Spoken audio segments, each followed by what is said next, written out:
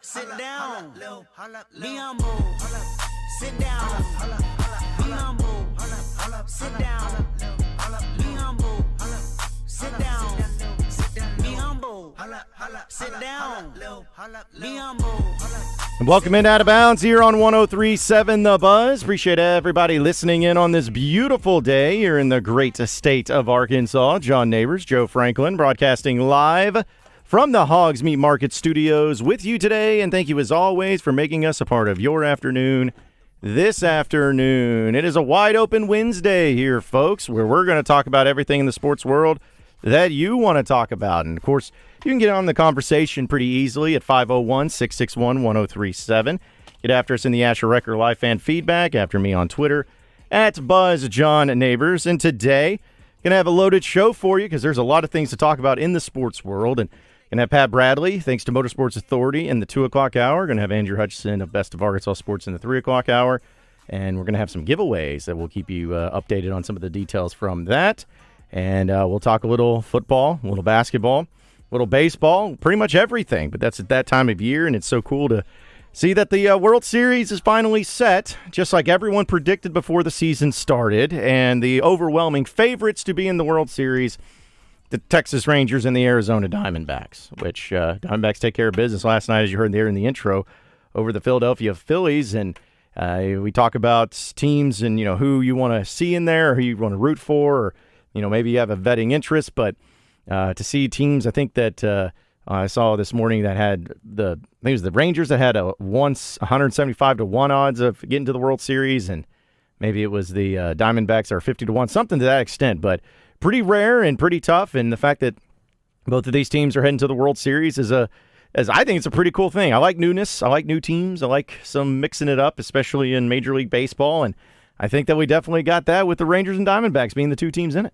And talking about all the sports going on right now, those two metro areas in Phoenix and Dallas, they have all 4 sports going on, all 4 major sports in football, basketball, baseball, and hockey. And that was kind of a thought, thinking about the Philadelphia fans and how passionate they are that they would have had all 4 going on. But these 2 areas, they do have all 4 going on right now. See, that's just a really cool thing where if you're living in one of those cities and you're a big sports fan, it's almost like it's overload a little bit, where it's like you don't know. You have so much going on. It's hard to keep up with it. But if you're in the Phoenix area or if you're in the Dallas area, of course, you got all the sports happening. But right now, I'm sure one of the more important ones is the fact that you're in the World Series and you have a chance to bring a title to your town. And I know it's been a while for the Rangers, and it's been a while for both the Diamondbacks. So if either one of those teams take care of business and win it, it's going to be a really cool moment for those fan bases. And I don't know. I saw people yesterday on social media. I think it was the guy, Stephen Godfrey, who does a lot of sports writing and everything. He's just like, oh, this is terrible because this is not what anybody wants to see in Major League Baseball. They don't want to see these teams that nobody cares about from smaller markets or smaller teams and everything. I was like, you know what? I don't know what the television ratings are going to look like for this, but I think it's pretty cool, and I think there's a lot of baseball fans out there that may be excited to see not the Dodgers and not the Astros in the World Series. And, maybe they're a team that's easy to root for or whatever it is. But it's the same conversation we have with baseball every year, where baseball has become more of a regional sport, but as they do let these players show more of their personality, and they are taking away some of those traditions of baseball. They have speeded up the game. You see more celebrations, but then you see that players and managers, teams all together, they want to try to still implement some of those traditions, and you see players getting hit because they are celebrating too much. But as we start to move a little farther away from that, then maybe baseball isn't such a regional sport, but it's that same conversation we have every year. We're not talking about the big markets. It is, more regionalized. And even when you're talking about the big markets, it's like people outside of that, for baseball for some reason, don't seem to care as much. And that's just an issue that baseball is having. And it's something that they need to look within to try to solve, because you see the NFL, they are, nationwide the biggest sport, but even trying to be global. NBA is global. Baseball needs to be global because they have international players from all over the world on baseball teams. Oh, yeah. And, I don't know the percentages of it, but it's overwhelming the amount of players that come from all the different countries across the world. And I think that baseball and Rob Manfred, or whatever it is, they've done a good job of doing some things to draw a lot more attention, because I think after the regular season ended, the television ratings and the attendance were up for baseball compared to what it was a year ago, somewhat significantly. So things that they are doing are working to get more people to pay attention to it. But I'm with you as far as the showcasing of personalities and the fun and the celebrations, but also the the emotions that can come along with it too, and of course showcasing your stars, guys that you can put faces to. I think that is what's going to really help the sport, because that was one thing I never understood. In football, there's so many players that I could probably see out and about in public or whatnot that I wouldn't even know they played in the NFL, just because every time you see them, they got the helmets on. You don't get to see them very often. And, in basketball, that might be the best one, because unless they're wearing a headband or like a mask like Rip Hamilton used to wear, it's like you got to see their faces so much more. And baseball, yeah, they have caps on, but it's like, man, you got the people's faces. Like, people should be able to identify that person's face by how much they see it and when they watch TV and everything. So showcase that and put that out. Put Shohei Ohtani's face on any and everything you possibly can. Same thing with Bryce Harper. Same thing with Mike Trout. Just all these guys, just keep putting it out there. And, I think people will come along with it. But I think it's getting better. It's getting more fun. I think it's drawing in a lot more, but they still have work to do. But at the end of the day, it's still about winning. And these two teams, which I thought it was so funny how a year or 2 years ago, both the Diamondbacks and the Rangers combined for 212 losses. 2 years ago. And now look at them playing in the World Series, both as wild card teams. It's a nice turnaround. And that's kind of the optimism that you have as an organization, as a fan base, that your team can get it turned around. And it does take a lot of hard work in baseball, because you're talking about drafting young players, going through the farm system, and allowing them some time to grow before you can even see those results on the major league level a lot of times. Yeah, baseball to me also is just the most random one when it comes to like teams that you may not be picking or you may not expect them to be good, and they have these 1 year or so. Like, how many times have we seen teams like just in over the past 15, 20 years? Like, I remember when the White Sox won a World Series. Just I felt like, that was just kind of random out of the blue, but they won one year. Same thing with the Marlins and teams that just do that on occasion and come out of the woodwork, and everyone's like, oh yeah, like this team came out, but then for whatever reason they didn't keep it going. Maybe they got gutted. There's a lot of different reasons behind it, but I feel like baseball does that almost more so than anybody, where you have these random teams just get good, get hot at the right times, get into the playoffs, and do the best thing that they can, because that's what these two teams. So either way, either one of these teams, whether it's the Rangers or the Diamondbacks, it's going to be a new one, but it's also going to be one that they overcame tremendous odds before the season even started. The Rangers, they made some moves during the season, though, before the trade deadline, and bringing in Max Scherzer, and that has paid off for them. It's a move that's paid off for them. But they saw, both these teams, they saw that at the beginning of the season they were having success. And, mid-season, long baseball season, 162 games, they had some moments where it kind of dropped off a bit, but they were able to bring it back together in the end, and now they're both playing in the World Series. Well, it's like what we have on our Southern Structural Solutions text line from the 501 just says, I think the season is just way too long, which we've heard a lot in baseball. I guess because it's the months themselves, the time of it just goes from, March to October, essentially, right? Yeah. So each and every year. So you're talking about April. Is it April mainly? Okay. So April to October, if I'm doing the math, what is that? 5-6 months? I think something like that. Yeah. NBA and hockey, NHL, they're longer. Yeah. Because they essentially go from October to June. Yeah. And so they only have a couple of months off of free time, and then they're back at it. Yeah. They're back in training camp and getting ready to go for preseason before you know it. Yeah. Which is, I see what the 501's saying. I know he's talking more about the games. I assume he's talking more about just the amount of games, which is true. But to me, that kind of makes up for it when it's all very, I don't say quick, but it's, constant, where it's over just a period of time. It's not like, okay, 162 games over a 12-month period or 11-month period or something. It's pretty concise, and it moves quickly compared to maybe some of the other sports too. So that's because baseball, they essentially play every day. If you think about it, they go from one series to the next, one city to the next, and they're playing almost every day unless there's some kind of rain delays, and then we know that they go throughout the season making those up and playing doubleheaders. Yeah, and which to me, I'm not the biggest baseball fan, but the people that are baseball fans, I'd assume that'd be an awesome thing to have, where it's like every night when I turn on my TV, there's some baseball game going on for the most part. Like, even if it's not your team, that having, you know how much I would love to have it to where, for that 6-month period, we'll just say 6 months, like every day there's like major football going on, like an NFL game every day. I know that's kind of impossible to do, but still, the concept is still there where it's like, man, just imagine how great that would be.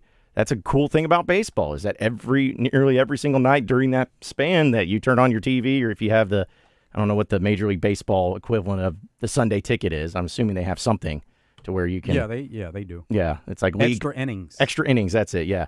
So it's like somebody who has that. I mean, if you're a baseball fan, that's the greatest thing ever. No matter what, you got games to watch, and that's a cool thing. So 162 games is a lot, and there's a lot of players and a lot to keep up with, but getting to this point and seeing like these home crowds and the atmospheres that have been at these places. Like Philadelphia's crowd last night was incredible. Their fans are just passionate, though. It doesn't matter what the sport is, they will show up. Yeah, but it's just cool to see hanging on every pitch, the anxiety that everyone has, knowing that if their team is up or whether their team's down, knowing that this one pitch can just change the entire game, and just the energy surrounding it is just awesome, and it's incredible. So that's what I love. I mean, baseball is baseball, but when you get to playoff baseball, just the overall surrounding energy behind it is so much better, too. A lot of credit to the Diamondbacks, but the stars for the Phillies, they came up short last night when Bryce Harper, Marsh, they were at the plate with runners on base and runners in scoring position and a chance to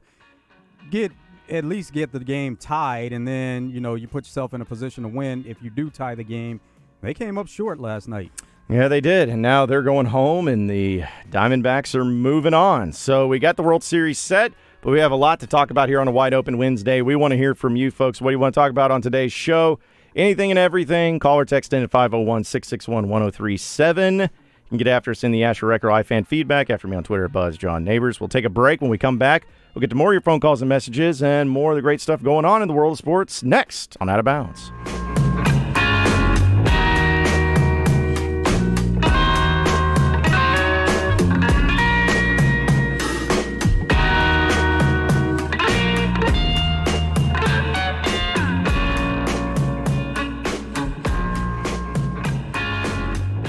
103.7 The Buzz is proud to bring you college football talk with Mark May every Thursday morning on Morning Mayhem. Brought to you by Edwards Food Giant, The Meat People, and by Dugan's Pub, located in the River Market.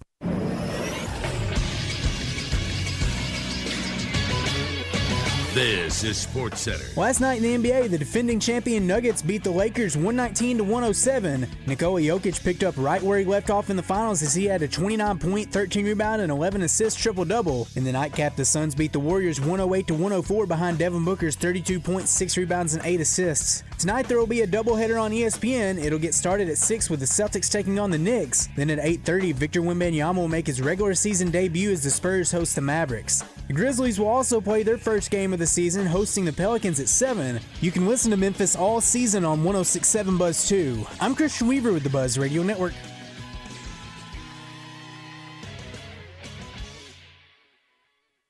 Roger Scott is at it again with his Razorback Song of the Week, presented by Dr. Jimmy Tucker at Ortho, Arkansas. Join Morning Mayhem each week as the smooth, dulcet tones of Roger Scott bring you his Razorback Song of the Week. It's all brought to you by Dr. Jimmy Tucker at Ortho, Arkansas, and your fun and game station, 103.7 The Buzz.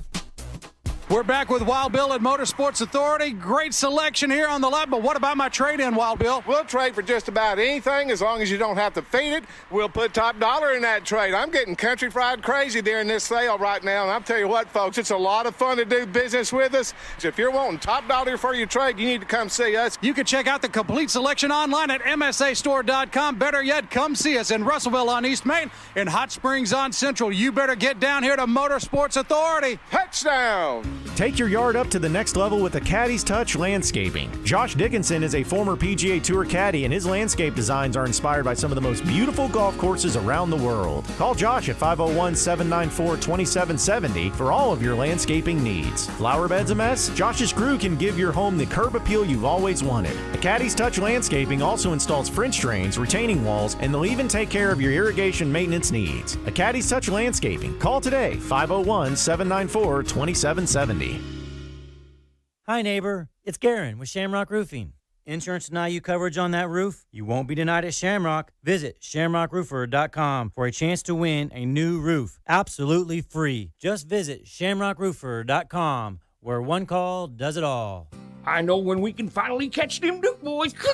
I love it. You got a new speed trap, Roscoe? No, boss. They'll be listening to Guatney Unplugged on Saturday at 9 a.m. on the Buzz. I'm going to cuff them and stuff them. I love it. I love it. Do you need rainwater Holton Sexton? Anywhere in the state, dial 888-8888. It really is just that easy. If you've been injured and need help, it doesn't matter where in Arkansas you are. Just dial 888-8888. We'll come to you. I'm Mike Rainwater of Rainwater Holton Sexton. We have been thankfully serving Arkansans for years, and we appreciate the trust you've put in us. We work hard for you, Arkansas, each and every day. Anywhere in the state, dial 8. Without a plan, the future is just what happens to you. In some ways, you can't have a future without a plan, because all you really have is what you're doing now and a hope that it all works out. Don't gamble your financial future on hope. Tune in to the Get Ready for the Future show for straight talk about retirement, investments, and your money. Saturdays at 10 a.m., now exclusively on 103.7 The Buzz. Genwealth Financial Advisors is a registered investment advisor with securities offered through LPL Financial, member FINRA SIPC. You want to feel important. You want to be a part of something bigger, something that matters and can help change things. You want to feel like you belong. We know. We felt that way too. And that's why we did something about it. We aren't just Army National Guard soldiers. We are normal people just like you. And together, we can make a difference. Take on your legacy. Visit NationalGuard.com to find out more. Sponsored by the Arkansas Army National Guard. Aired by the Arkansas Broadcasters Association and this station. Fire up the grill this summer with the highest quality of meats from Hoggs Meat Market and their new location off JFK Boulevard in North Little Rock. Hoggs Meat Market, the steak people. You're listening to Out of Bounds with John Nabors and Joe Franklin. I got to ask, because I've always wondered, why did that happen in Fayetteville, Arkansas? What took you there? It's just so weird. It's visiting friends, okay. But yeah, Dixon Street. Dixon Street? Yeah, Dixon Street was, it'll get you. On 103.7 The Buzz.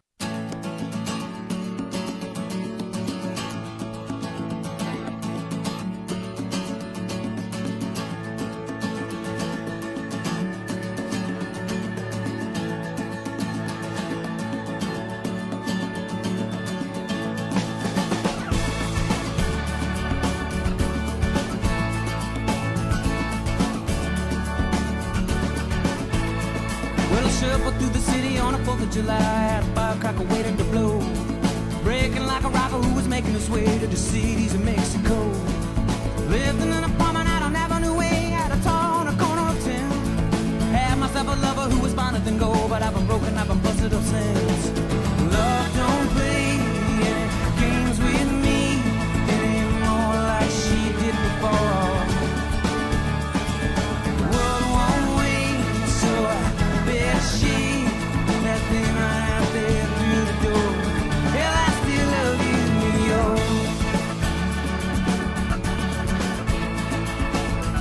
It's a wide open Wednesday here on Out of Bounds. Appreciate everybody listening in this afternoon. John Nabors, Joe Franklin, live from the Hoggs Meat Market Studios. And I got to say, this is we're going to have some tickets to give away today for actually Arkansas and Purdue. Razorback basketball game coming up this Saturday at Bud Walton Arena. 3 o'clock is the first tip. And we'll have a chance to see what this Arkansas team is all about. So we'll have a few of those to give away. And the main reason they're giving them away, Joe, is because not only are they're less than 500 tickets away from a sellout for this exhibition game. That's good. And also, Eric Musselman personally challenged me, I don't know why, to help them sell out the arena. To which, if I help them in their endeavor to sell out Bud Walton Arena, I get invited to his Halloween party next week. Oh, that sounds cool. So now I have incentive. I don't even know what type of party it's going to be. I don't know where it's going to be at. I have no idea. But I'm like, you know what? I feel like if Eric Musselman says, hey, if you help me out with this, I'll invite you to the Halloween party, I got to do my part.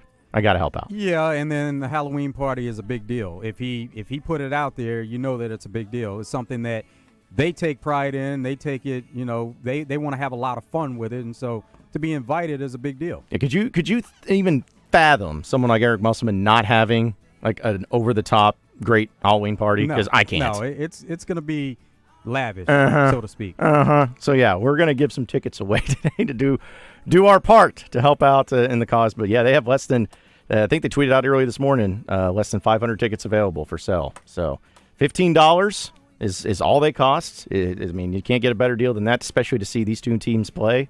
And you just go to ArkansasRazorbacks.com, and they got, I guess at this point, I don't know when they run out, but they'll usually send a tweet out when they say that they're sold out. They'll want everybody to know that that's the case. But we'll do some giveaways for that and have some fun with it later in the show too.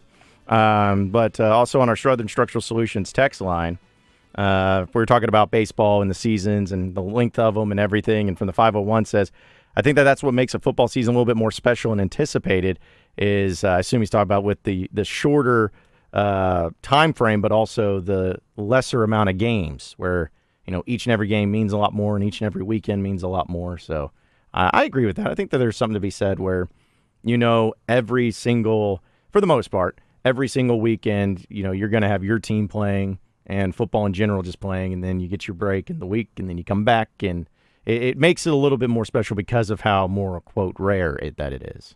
Yeah, absolutely. That whenever you play less games, then every game is more meaningful. It always is, and that's why you see emphasis in certain sports and not in other sports. Not to say that they don't take it serious, but they know that they have plenty of time to make up, and if there's error on their part, that they can change it in a hurry.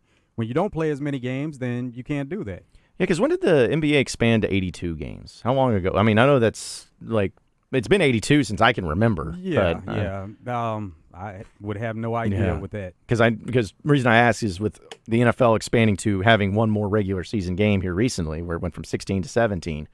That's a huge deal, even though it just seems like one game. That's a huge deal, where I'm sure it's comparable to whenever the NBA expanded to the amount of games that they play now, or even Major League Baseball when they expanded to the amount of games that they play now. I'm sure there's a huge difference. Yeah, they added 8 games. They went from 154 to 162. So 8 games makes a huge difference in an MLB season. And there have been plenty that have argued maybe they need to go back to 154 or go back to even less than that.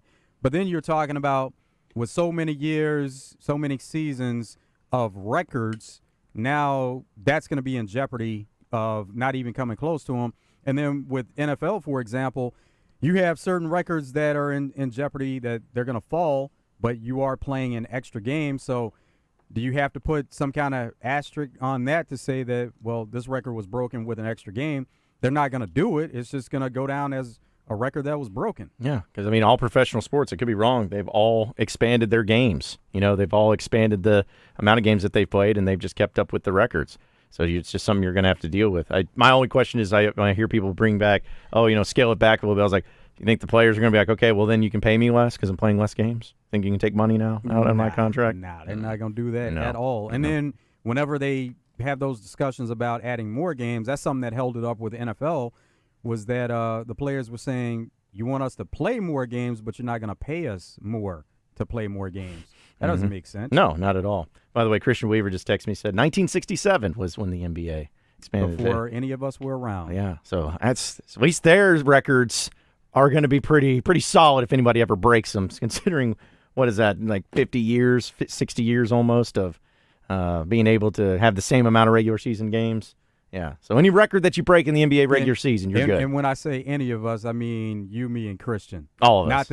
Not that anybody else out there, that somebody's going to call or send a message and say, no, I remember that, and I was watching in 1967 whenever they made the change. Yeah, we were talking about the three of us. Yeah, that was way before then. I was going to go to Ronnie in Hot Springs. But we do have some other people in the Sun Structural Solutions text line. Comes from the 501. Says, how about those Lakers stinking it up last night against the reigning champs, the Denver Nuggets? Their performance put me in a Halloween mood, which was horrific.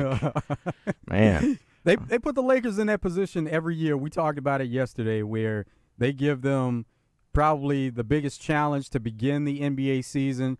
But we saw last year that with some of the moves they made, especially at the trade deadline, they started the season 2-10, and everything seemed lost at that point, that they weren't even going to come close to making the playoffs. And with the moves they made, they got it completely turned around, and they played in the Western Conference Final. Yeah, and do you think anybody remembers or cares what they did in that, that opening game or in that position? Like, no. Like, I've laughed with, I guess Charles Barkley last night was talking about the Warriors and their performance and having some fun with that. Like, again, we talk about how many games there is and just the time and how everything can change. I just don't know how much you can really take from that opening game, especially against high-quality opponents and good quality opponents. Like, how much can you actually take from it to say, I don't like this team, or, I don't know how they're going to look.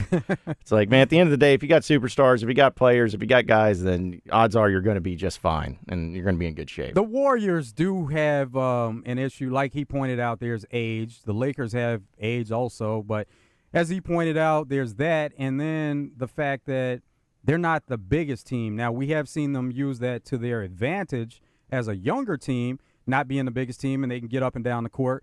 But to Barkley's point, when you get older, you're not running around as fast. And then if you are playing against size, if that's something that's a disadvantage to you, then it becomes a bigger deal. Well, it's like, I got the clip, I guess, here from Charles Barkley talking about Golden State Warriors. So later tonight, Phoenix Suns, Golden State Warriors in San Francisco. I'm really looking forward to watching the Suns play. Yeah, I mean, now you got Frank Vogel as their head coach. Frank Vogel, who got jobbed by the Lakers, and they blamed everything on him and Russell Westbrook. I'm really looking forward to watching the Suns. They did a great job going out getting Bradley Beal and making their bench. I'm not worried too much. Bradley Beal questionable. Yeah, with low back. And the Warriors are the fourth best team in California. In my opinion. Fourth best. So why do you not think much of Golden State? Old people don't get better, they just get older. I just don't like their team going forward. They've had a great run, great organization, but the Lakers, Sacramento, and the Clippers are all better than the Warriors.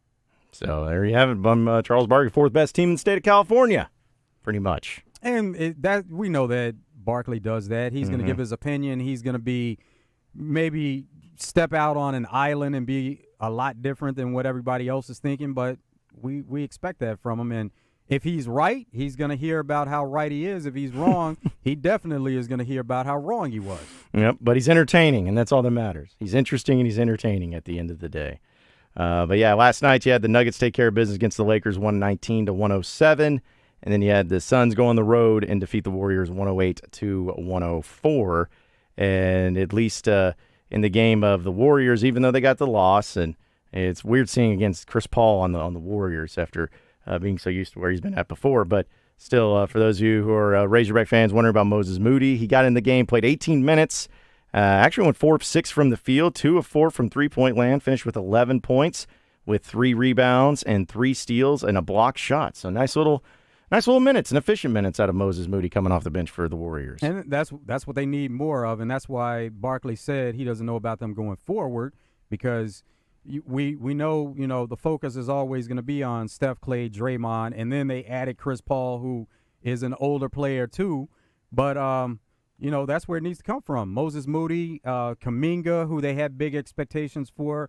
But some of the young players that we've seen come in, and there's a lot that, they're wanting them to take them into the next few years and kind of let, the core group, not that they're going to get rid of them, but just kind of they want them to take the reins. Kind of what LeBron is saying to AD. He's saying that AD is the face of the Lakers and that AD is the guy on the Lakers. He's trying to pass the torch to AD because LeBron played less than 30 minutes in last night's game, and he was asked about that. And he said that they have a plan in place. That's something that he and Darvin Ham have talked about. He doesn't know exactly what the minutes are going to be, but they want to be able to rest him and keep his body as healthy as possible. And then when they need him, when it counts the most during play season, during a stretch run, that's when he'll be at his best. Because how old's LeBron now at this point? 30? He'll be 39 in December. Okay, 39, still playing at a high level. I think that he's earned his right. He's there's a lot of players that have earned it, but he's definitely earned his right to kind of, hey, he knows his body better than anybody else. He knows what he can and can't do, and I'm sure communicating with the coaching staff and everybody involved, he's like, this is what's going to be best for me, getting me ready for the most important stretches of the season too. So he's a pretty smart guy. He knows what he's doing. But also want to give a shout out to Ricky Council, the former Razorback. He has signed a 2-way contract with the 76ers. So congratulations to Ricky Council, the fourth. Those 2-way contracts are always pretty interesting, but I know it's anytime you can be able to have opportunities to get into the NBA and be a part of any organization, and to have that opportunity is really cool, especially as a rookie. So congratulations to Ricky Council. Yeah, that'll be good. He's continuing to get better. We saw that with him from his time in leaving Arkansas and playing in the summer league. We saw that his shot got better in just that little time. Even going to the NBA draft combine, you could tell that he put a lot of work into making that shot better. Yeah, he didn't get handcuffed, or what was that Jordan Walsh called it, that everyone was all up in arms the about. Handcuffs were off at that point. Yeah, handcuffs were off. Suddenly he can go out there and start making some buckets. That's what they needed to do. Also from our Southern Structural Solutions text line, which, by the way, folks, if you're going in on our Asher Wrecker, just as a heads up, our Asher Wrecker live fan feedback is down right now, at least according to our people there working on it. So if you're trying to message us in there and it doesn't get through, try our Southern Structural Solutions text line instead at 501-661-1037. Dakota says, I know there's not a lot of hockey fans in the state, but that Frozen Frenzy last night was really awesome. Yeah, it was. It was really cool because ESPN had a couple of games on. They had a triple header, actually, I believe. Had a triple header to counter what TNT had with the NBA doubleheader. But then when you went to ESPN2, they were just flipping around to every game. And then if you had ESPN Plus, of course, you had access to every game. And they said it's the second time in the sports history that all the teams have played on the same day. See, that's the cool stuff with the hockey season itself, because we're talking about how long it is. Because when does the hockey? I feel like hockey just ended. Like if you feel about seasons that go for a certain period of time, like we talked about, I feel like hockey might be the one where they go the longest for sure. Yeah, and what was it? 2 months ago, 3 months ago? June. So they're on the same time as the NBA, where it goes from October to June. But sometimes you'll see hockey last a little bit longer. And then even this year, they started a week sooner. Okay. See, that must have been what was throwing me off, because if it's in June, I guess it is the same amount of time as the NBA, but it just gives that feel. That's been the case. But 501 says from our Sun Structural Solution, I guess Ethan says, how is Jordan Walsh doing, and what team is he playing for in the NBA? Well, he's playing for the Celtics, and he's doing well enough to be on the team. And I guess we'll find out today or tonight when the Celtics play, because you only had 4 teams go last night, and we'll see how much of a role he'll play on the team, not only this season, but maybe he gets in a little action tonight and see what he's capable of. But from what we've heard, at least from what I've read about him, they've been very happy with what he's done with the Celtics. He's just got to get those opportunities to continue to get better as a player. Celtics always have a lot of depth on that team, especially in the last few seasons, and so we know how good Jordan Walsh can be for defensive purposes, but will they actually play him for that, or are they just continuing to develop him with his offensive game, and maybe he'll see the court in some spot situations because of him developing on offense and continuing to get better there? But we know that when he gets on the court as far as being a defender, he's really going to be able to help him out. Oh, yeah. He's got the length and athleticism. We saw a little bit of it when he was here at Arkansas, and it's just really crazy to think about when he's just, 19 years old, maybe 20, and he's going to be playing for the Boston Celtics in the NBA. It just shows you how much time he has still to develop and still to get better, and time to grow, and plenty of times to do that. And just I think he'll be a really great player for him, and hopefully that'll end up happening where he stays with the team and has a lot of success with it too. And let's see, 870 says, so just got fun. It says, if everyone would have stayed at 4 years at Arkansas, we could have had a starting lineup of Jalen Williams, Moses Moody, Trevin Brazile, Nick Smith, and Anthony Black. Well, sure. I mean, who's to say that you would pick those 4 players or those 5 players to go for 4 years? That stuff just isn't happening. But 4 of those guys that are, we talk about pro hogs in the NBA, and thanks to Easy, he just sent a list. There's 10 altogether of pro hogs in the NBA. Mm-hmm. Yeah, so actually, well, technically, because I guess 11 now that Ricky Council has been added to an NBA roster. So, yeah, 11 total, which is great. Again, just a few years ago, really before Eric Musselman arrived, it just felt like there was Patrick Beverly, Bobby Portis, and that was like it. You know, he just felt like that was the only Arkansas Razorbacks in the NBA. But the fun thing is that for this Razorback basketball ticket giveaway against Purdue, we're going to ask a trivia question in the next hour, and it's going to have to deal with the pro hogs in the NBA currently. So just keep that in mind and try to keep that into consideration, because as we know, Joe, when it comes to everything in any sport, especially at the college level, the recruiting, you can have all these other things, but people want to get to the next level, and the more players that Arkansas gets into the NBA and that are currently playing in the NBA is just going to be what players want to see if they want to come to your school, because it shows that, hey, you come through here, we get you ready, we get you set, and we get you to the next level in the NBA. That's why they make a big deal of it. You see that those players, their pictures are big on the walls, and so whenever they bring recruits in, they see that as part of the process going through recruiting. They see that the players that have made it to the next level, and they realize that going there's a path. And especially playing for a coach like Coach Muss, who has been on that level, it just adds to the overall recruiting process. Oh, yeah, it only makes it easy, because all you got to do is just say, hey, look at these guys. Look at this Anthony Black guy that got drafted as a lottery pick. Look at Nick Smith, and look at Jordan Walsh, and look at the guys that didn't get drafted, like a Stanley Amude, like a Ricky Council.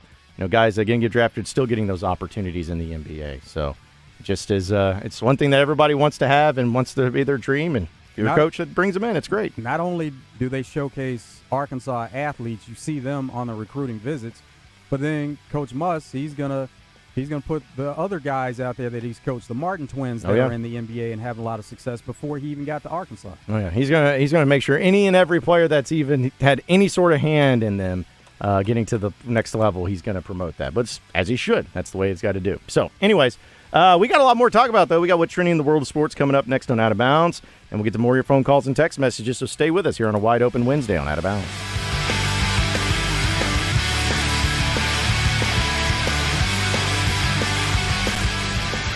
It's game time with Tommy and his favorite sports crew for Bet Saracen. U.S., look at this right here. Trust me, I know what I'm talking about. This is what I'm telling you, what you need to take. Take it from the three-point shooter. Well, when you start hitting them from half court, call me. Oh, one half-court shot to go to the Sweet 16. And you know it all now? Bet Saracen is Arkansas's favorite sports wagering app. Get Bet Saracen today.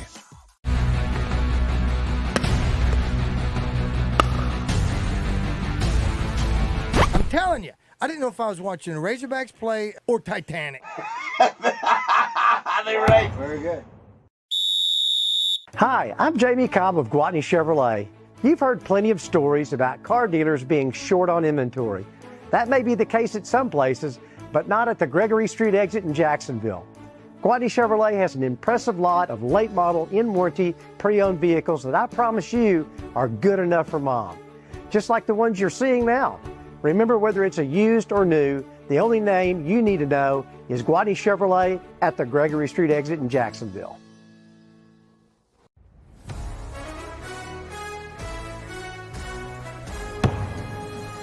In your efforts, especially through all the adversity you faced this year, you're to be applauded for what you guys were able to accomplish this year.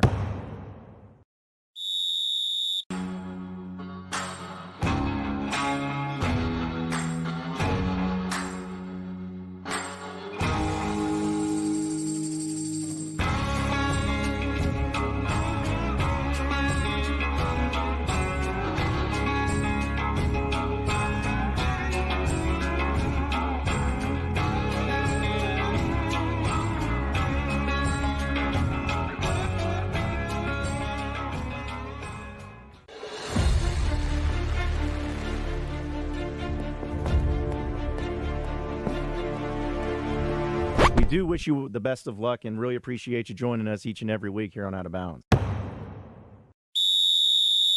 Remember me? Of course you don't.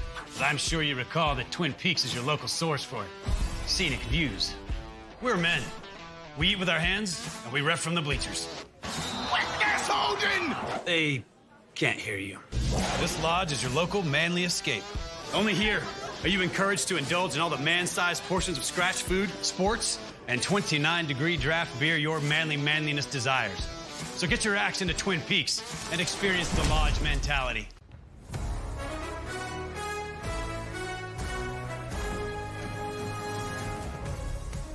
Good afternoon. Welcome to Drive Time Sports in the Buzz Radio Network. .com/free. That's ZipRecruiter.com/free. Hi, I'm Rick Pennington of Lions Drug. We have great news. Generic Cialis is now available at a huge savings. We have Tadalafil, the FDA-approved generic of Cialis, in a 20-milligram tablet at a savings of up to 80%. We have the 5-milligram daily tablets for less than $3 a pill. Lions Drug continues to be your go-to pharmacy for men's health. What are you waiting for? Call us today at 844-676-2247 or go to our website at lionsdrug.com. It's Justin Acree for Coffin by Design West. Shop with the local folks and get exactly what you want. You can also shop from the convenience of your own home by going to kaufmanlumber.com. There's an online store with over 800,000 items in inventory that can be delivered straight to your front door. Items in inventory include everything from hardware to housewares, heating and cooling supplies, lawn and garden tools, sporting goods, store and office supplies, and there's a huge range of products in each area available. So go by their store in West Little Rock at 14900 Cantrell Road or do your shopping online at kaufmanlumber.com. Make your tailgate the party of the parking lot by getting the best meats in all of Arkansas at Hoggs Meat Market, the steak people. You're listening to Out of Bounds with John Nabors and Joe Franklin. Dean's going to throw, and it's intercepted at the 15. Spence has picked it off, and he's going to go the distance. 50, 40, 30, 20. Brad Spence to the house. An interception return for a score, 85 yards in his first game as a Razorback. How about that? On 103.7 The Buzz. If you're shopping for a vehicle, you want to get to Gwatney Chevrolet. Gwatney has best deals in the market, been doing it 60-plus years. Give them a call, 501-982-2102. You can trade in a cell phone and get some down payment allowance at Gwatney Chevrolet. Current cell phone is $500, flip $550, brick $600. A bag phone is $700 and down payment allowance. You can take advantage of no payments for the rest of the year. 23 Silverados at 0% with approved credit. 2.9% is available on 2024 Equinox. Make the trip to the Gregory Street exit in Jacksonville. Shop them online, GwatneyChevrolet.com. Even get a deal started on GwatneyChevrolet.com before making a trip to the Gregory Street exit in Jacksonville. But on GwatneyChevrolet.com, you can see all the deals, the cash allowances, the rebates, even appraise a vehicle, see just how much it's worth. They're giving thousands over book value, whether you trade that vehicle in or you sell it to Gwatney Chevrolet. Gwatney is always actively buying vehicles, so you get a great deal on the vehicle that you trade in or sell. See the entire inventory of new and pre-owned vehicles on GwatneyChevrolet.com. It's Gwatney Chevrolet, Arkansas's #1 Chevy dealer. Gwatney Chevrolet, GwatneyChevrolet.com. It is Wide Open Wednesday here on Out of Bounds. Going to have Pat Bradley, thanks to Motorsports Authority, joining us here in about 15 minutes. There's plenty of going on, especially in the basketball world, to talk with PB on, because let's be honest, it's a time that you got to get excited for, whether it's the NBA or whether it's college basketball. It's going to be upon us. And let's see, a few people, though, on this Unstructural Solutions text line. Let's see. Okay, this one comes from the 501. It says, I love the show. Keep up the good work. Small world, John. My coworker is a Mahan and knows you a bit. Well, there's a lot of Mahans, like a lot of Mahans from the Rabbit Ridge crew. So, yeah, he says, also, I will be in a movie coming out soon called Iron Claw. I'll be happy to come in before it comes out on December 22nd and talk about it or another movie and TV shows that I've been in as a background actor. So listen to that. We have actors listening to the show this today. Movie actors and television shows. Well, whoever you are from the 501, that's pretty cool. Yeah, that is. That's pretty cool. We have one also on the stream that says, love the show, keep up the good work, go Hogs, bring on basketball. Yeah, there you go. Appreciate it.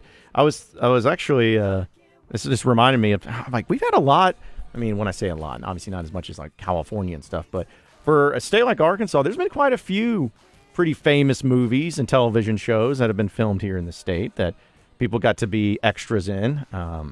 Because what was the movie with Matthew McConaughey? Was that Mud? Was that what that was the one that got filmed here in Arkansas? Yeah. Mud was here in Arkansas. Yeah, I had a buddy of mine, actually Lynn Ann, who's come in before. It's her husband. He was an extra in that movie, and they used his vehicle. So like that, you think about Sling Blade. I know that was filmed in Arkansas, and various shows. I think True Detective, one season was filmed in Arkansas. So that's a pretty cool thing that you get to have the movies there, and they rely on the locals here to be in the be extras, and that's just always so really cool. The film festival here has done a great job of bringing in the movie sets and having some locations here in Arkansas, but also having some local actors take part, and then there's always going to be opportunities for extras whenever they bring the movies in. I know. I still am bummed that I was unable to be the extra. I don't even know what the official title was. I don't even know if it was technically a role. But in the movie Grader, I had a chance. I was in college, and I couldn't get there because I was on spring break. Yeah, just whatever that means. Nobody cares, but still. Also, from the 501, it says, John, apparently there was some mass confusion in the morning show today when it insinuated that Houston Nutt was fired from the U of A. Didn't Houston Nutt resign? So if true, that means he wasn't fired, correct? And how many coaches get $3 million handcuffs to walk away with either, then accept a new job at Ole Miss in less than 24 hours? Yeah, that was the golden handcuffs from John White, who was the chancellor at the time at the U of A. Houston Nutt officially resigned, but they paid him as if he got fired. It was kind of a crazy thing. That they came to. Yeah. And that is rare. That's something you don't see happening, but there are other occasions maybe that could be pointed to, but it is a rarity. Yeah, almost never seeing that anymore. And I remember how absurd it was, Joe, that a coach was getting $3 million not to coach anymore. Are you kidding me?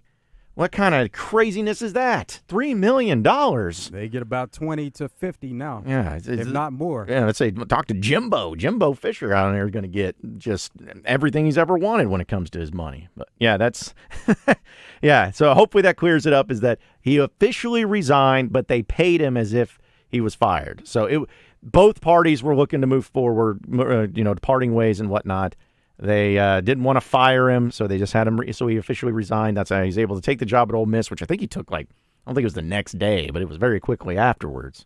It's because they were already inner working. So smart people on both sides. Oh yeah. And that's the thing about buyouts too. They always laugh about with things. I'm like, man, it ain't my money they're using to get a buyout.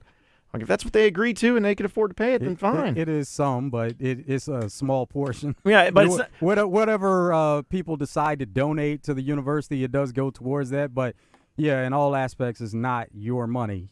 So nobody should be upset about how much coaches are getting paid because it's about what the market is. Yeah, that's why I always laugh about with some people who have called and texted. And this goes for every coaching search, not just unique to anything that's ever happened at Arkansas. But I always laugh about people are saying, "Oh, we're paying $6 million for this coach to do this," and I'm like, okay, so if he was making $3.5 million, you wouldn't still be mad?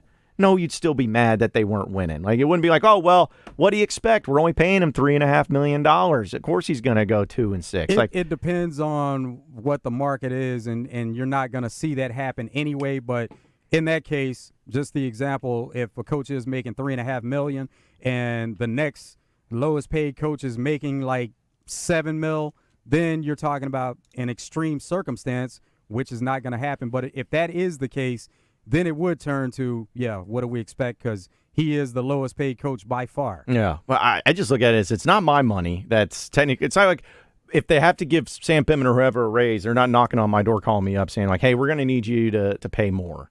It's like it's not happening in that direct response, but at the same time, it doesn't. I really have never cared about how much a coach gets paid as long as they win. And if they're not winning, I don't point to that as a problem. I don't say like, well, they're making this amount of money. It's like, no, because they got that amount of money at the time and what the market called for. And, after Sam Pittman won 9 games, for instance, which we'll talk about this more with Hutch later in the show because he's got a great write-up about the buyout for Sam Pittman and for Dan Enos. But I've just never looked at it as, it's a problem now, but if it was $1 million less, it'd be okay. But then if it was $1 million more, it's about the market, it's about where you're at. And at the end of the day, you just want to win, regardless of how much a coach is making. You want to win, but you want to reward coaches if they win. That's what the buyouts are for. The buyouts are to protect the schools from a coach just coming in, turning everything around, and just leaving right away and leaving them high and dry. You know, another school would have to pay a certain amount to be able to come get that coach. It protects the school in that sense.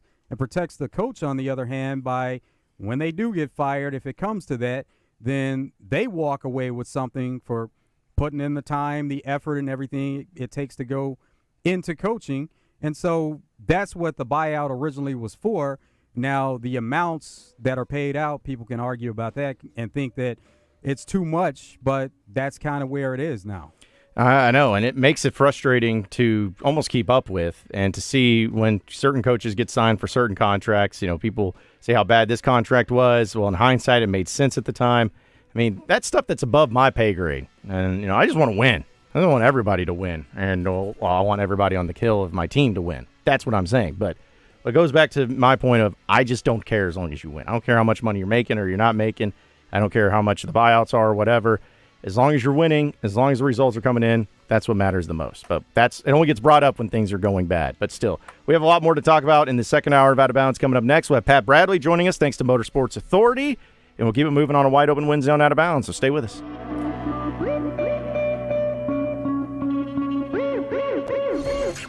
It's game time with Tommy and his favorite sports crew for Bet Saracen. U.S., look at this right here. Trust me, I know what I'm talking about. This is what I'm telling you, what you need to take. Take it from the three-point shooter. Well, when you start hitting them from half court, call me. Oh, one half-court shot to go to the Sweet 16. And you know it all now? Bet Saracen is Arkansas's favorite sports wagering app. Get Bet Saracen today.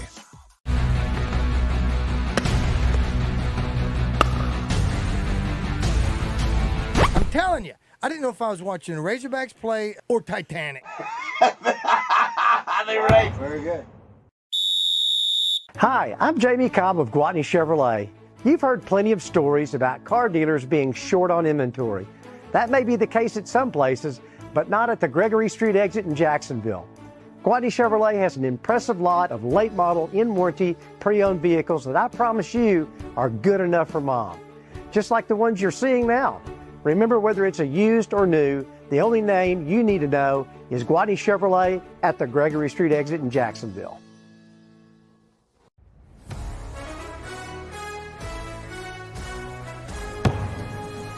In your efforts, especially through all the adversity you faced this year, you're to be applauded for what you guys were able to accomplish this year.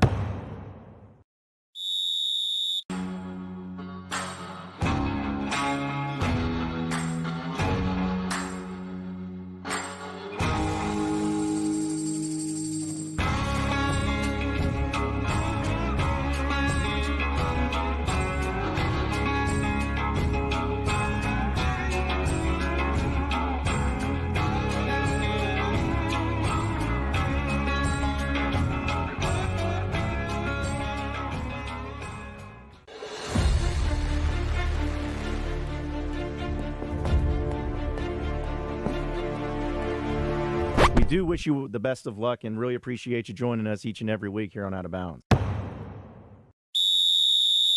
Remember me? Of course you don't. But I'm sure you recall that Twin Peaks is your local source for scenic views. We're men. We eat with our hands, and we ref from the bleachers. Wet gas holding! They can't hear you. This lodge is your local manly escape. Only here are you encouraged to indulge in all the man-sized portions of scratch food, sports, and 29-degree draft beer your manliness desires. So get your axe into Twin Peaks and experience the lodge mentality.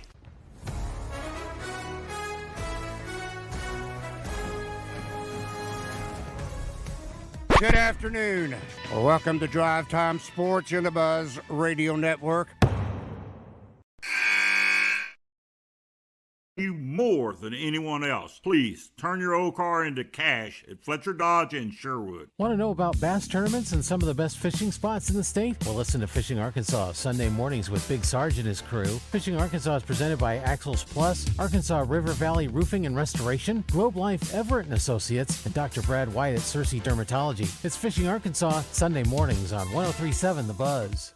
This is Pat Bradley for Brewskis, and the biggest Halloween party is right around the corner. Saturday, October 28th, break out the costume, get ready to throw down. Brewskis is going to be the place to party with karaoke in the bar and dude called Rob spinning all your favorite jams down in the basement till 2 a.m. VIP sections and bottle service, email brewskispubandgrub.com. Halloween, Saturday night, October the 28th. Come celebrate at Brewskis. Again, brewskispubandgrub.com. It's Brewskis, you home for lunch, happy hour, and late night. Did you know Arch Marine is the kayak leader in Central Arkansas? Right now, get 20% off all feel-free kayaks. All the prices are falling on kayaks this month. Don't forget, we repair ATVs. Your granddaddy trusted Arch Marine, and so can you. This year, we considered hiring an ad agency to help with our marketing. They pitched impressive visuals and a script that was inspiring. And exotic animal mascots to help grab your attention. In the end, we just decided to tell it to you straight. Shelter Insurance has award-winning customer service at affordable rates. Plus, our local agents are there to help you understand what coverage you need. See Shelter Agent Monica Reiners in North Little Rock, Larissa Callie in Bryant, or Chris Allen in Stuttgart. Football fans, tailgate season is here, which means it's time to score touchdowns and savings for your vehicle. At All About Tire and Brake Tire Pros, we offer incredible deals and service like your daddy used to get, with the financing options that fit your budget. With our team by your side, you'll get MVP service along with the traction and confidence you need to stay on the road. Visit us online today at allabouttireandbrake.com. All About Tire and Brake Tire Pros. Love the drive. Out of Bounds on location Friday with the team from Camping World at Simmons Bank Arena for the Arkansas Outdoor Expo. Tour over 50 fully staged RVs, take advantage of special RV Expo pricing, enter to win a new RV, and much more this weekend with Camping World at Simmons Bank Arena. An ESPN Radio Extra Point with Joe Fortenbaugh. Brock Purdy's home road splits in his career are starting to become alarming. At home in his career, he's completing 71% of his passes. On the road, that number plummets to 62%. At home, 16 touchdowns, only 3 interceptions. On the road, 8 TDs, 4 interceptions. Not awful. 2-to-1 ratio, not awful, but nowhere near what he does at home. His yards per game falls from 214 to 165. His quarterback rating plummets. And at home, he's only fumbled 1 time and he didn't lose it. On the road, he's fumbled 4 times and he's lost 1 of them. So ultimately, we are looking at a situation here where as we get into the nuance and we try to handicap who it's going to be that makes it to and eventually wins the Super Bowl, Purdy on the road is a very different quarterback than Brock Purdy at home. Discover, this is Danny. Hi, it's Jen Coolidge. I just want to thank you for making me feel so special. I earned cash back on debit for my dinner party groceries. That's great. But with Discover Cashback Debit, we give everyone cash back on everyday purchases. Anything else I can help you with? Are you hungry? Because everyone left after the asparagus sorbet. Introducing Discover Cashback Debit, a checking account with cash back. It pays to Discover. Eligibility and terms at discover.com/cashback debit. Discover Bank, member FDIC. As a roofer, I've got a million things to do, and that's a million things that need to be done right. That's why I partner with Beacon. The team at Beacon makes sure my materials are delivered accurately and on time. And the Beacon Pro Plus app makes ordering the brands I depend on, like CertainTeed Landmark Pro, easier than ever. I rely on Beacon because I never stop building, and neither do they. Now through November, purchase CertainTeed through Beacon Pro Plus and earn up to $750. Beacon, always building. Live from the Hoggs Meat Market Studios, this is Out of Bounds. Ball to strike away. Here he comes. Cave, a fly ball to right field. Over is Carroll. He's got it. And the Arizona Diamondbacks are headed to the World Series. The Diamondbacks have won the National League pennant. And the Fall Classic will return to the desert for the first time in 22 years. Yeah. With John Nabors. Every time you put a mic in my face, I'm going to say Arkansas. And Joe Franklin. We won't go into shell. We're going to go into attack mode because that's what's required. On 103.7 The Buzz.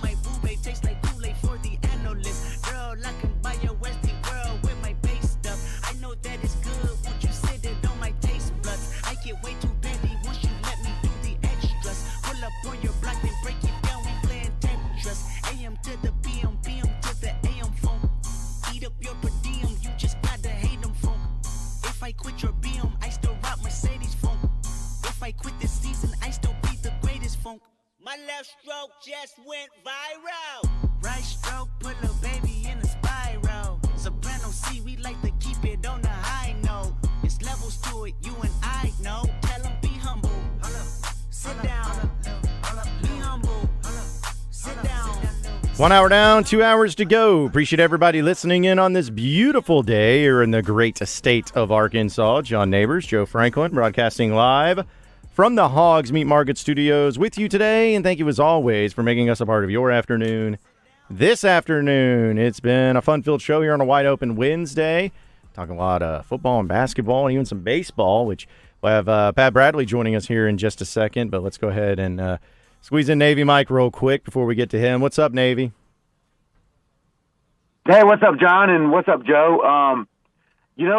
After this weekend, my midshipman lost, but I want to give a shout-out to a certain, service academy, and also a shout-out to Freaky Joe, because the Air Force Falcons are quietly 7-0, and they have a legit, like the rest of their schedule, they have a legit shot at going undefeated in the regular season. That is insane. Yeah. That hasn't happened since like the mid 40s, 50s, Yeah, I mean, I don't know how long it's been, but yeah, that'd be a pretty incredible feat. Right. What I'm talking about is like a service academy to do that. Yeah, like I for think sure. the last one was maybe Army or something like that.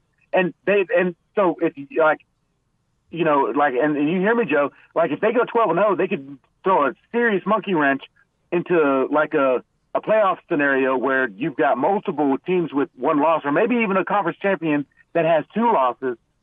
Can you really throw them in, put them over a undefeated 12-0, Air Force squad? I mean, I guess we're going to find out, man. Yeah, you're always. I mean, the end of the season always ends up crazy like that somehow, and I think Air Force is going to be that monkey wrench this year. It's kind of that same argument we have at the end of the year about smaller schools, and then in this case with a military academy, which you really don't expect it to be them and them being a mix like that, but that'd be great if Air Force was able to go undefeated. And I love it. Joe, like how we do, like military guys like.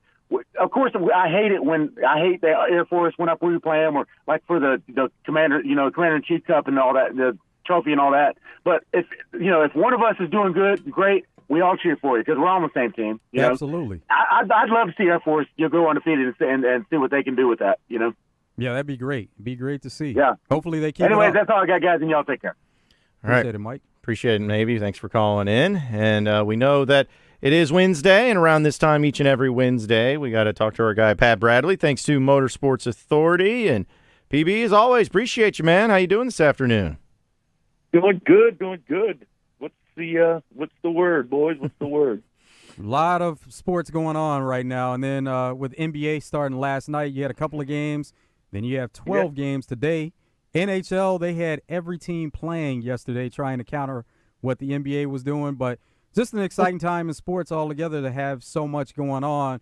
What'd you think of the Nuggets' performance and then the Suns' performance, and both of those teams coming away with wins on opening night? Yeah, I think, you look at Jokic, and he's just such a dominant player because he can beat you so many different ways. That's how it's just real easy to fall in love with his game. Obviously, he's got a soft touch. He's such a big-bodied guy. He can play the top of the key, throw it in the post. Great passer. And I tell you, the other thing too is like you watch LeBron, and just when you think he may slow down a little bit, he turns the Jets on. There were multiple times in that game where, whether it was a steal, a defensive rebound, he just goes coast to coast, and that's going to be interesting. The Lakers' development. If they can get Anthony Davis to be consistent, stay healthy. That's going to be a fun challenge in the West, and obviously, I know you guys keep up a little bit with Boston. We used the Lakers last night, and so it's been a fun start to the season. And I don't know if the Nuggets, they lost the kid Bruce Brown, who's just a good piece to what they do. So although they look really good, and the Joker seems to be the best in the league, repeating is tough. You mentioned AD, unacceptable by him last night, especially, and you can mention the money, but the money isn't really the driving force here. He's supposed to be one of the best players in the league, but that's unacceptable to go a half, let alone a quarter, without scoring. Yeah. But if you want to throw the money in there, he and Giannis are the two highest paid players in the league, average per year, and Giannis just got that contract within the past couple of days. So AD was the guy that was making the most money in the league, and then you put up a performance like that. It's one game, but it's unacceptable for what has to happen throughout this year. Yeah, there's no doubt. I mean, he's got to take on that responsibility. There's just no two ways about it. I mean, you've seen it's weird. Watching playoffs last year, and it was like, he'd have 20, then he'd have like 9 points. Then he'd have 20, then he had like 8 points. And it's just maintaining that level. Maybe it's you hope throughout the course of the last few seasons, either the coaching staff or even LeBron himself would have figured out a way to push the buttons to get him, whether it's to be more aggressive or just be more engaged. It's that's going to be the biggest thing for them. Unfortunately, that's like for Lakers fans out there. You know what the key is to win, but it's also the biggest question mark. So it's a little unfortunate. So, PV, since you brought up the Celtics, I've seen that at least for most people, they have them as either the favorite or the second favorite to win the NBA. So, you feel like that's pretty fair, though? You feel like this might be the year?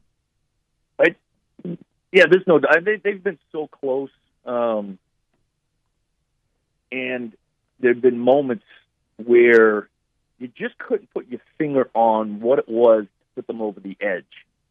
Going back to last season, they had epic failure against the Miami Heat, just in prime position, because the Bucks get knocked off, and now you look like the Celtics kind of got a legit path to get back to the championship, and they just failed. It was almost like there's some certain kick in the rear end that they needed.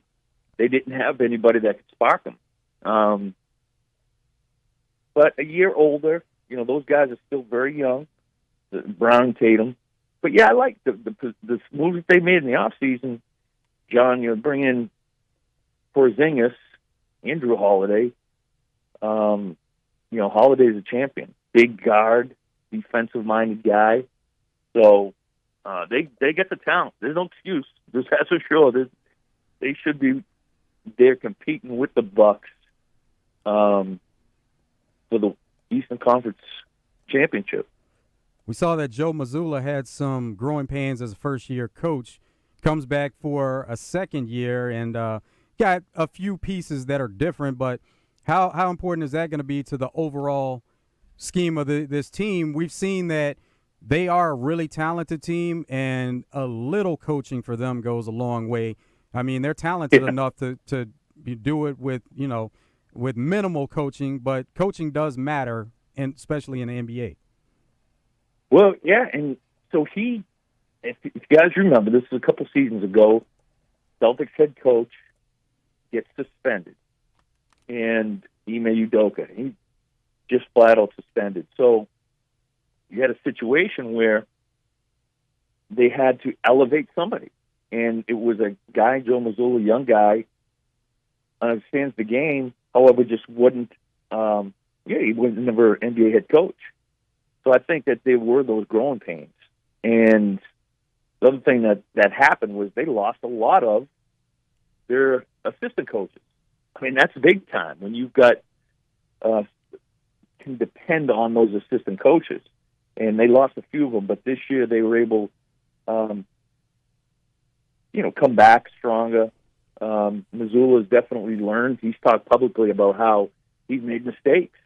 It's like, whether it's the end of game situation, stuff like that he didn't have as good of an understanding as he does now. So, again, yeah, he should be a year better.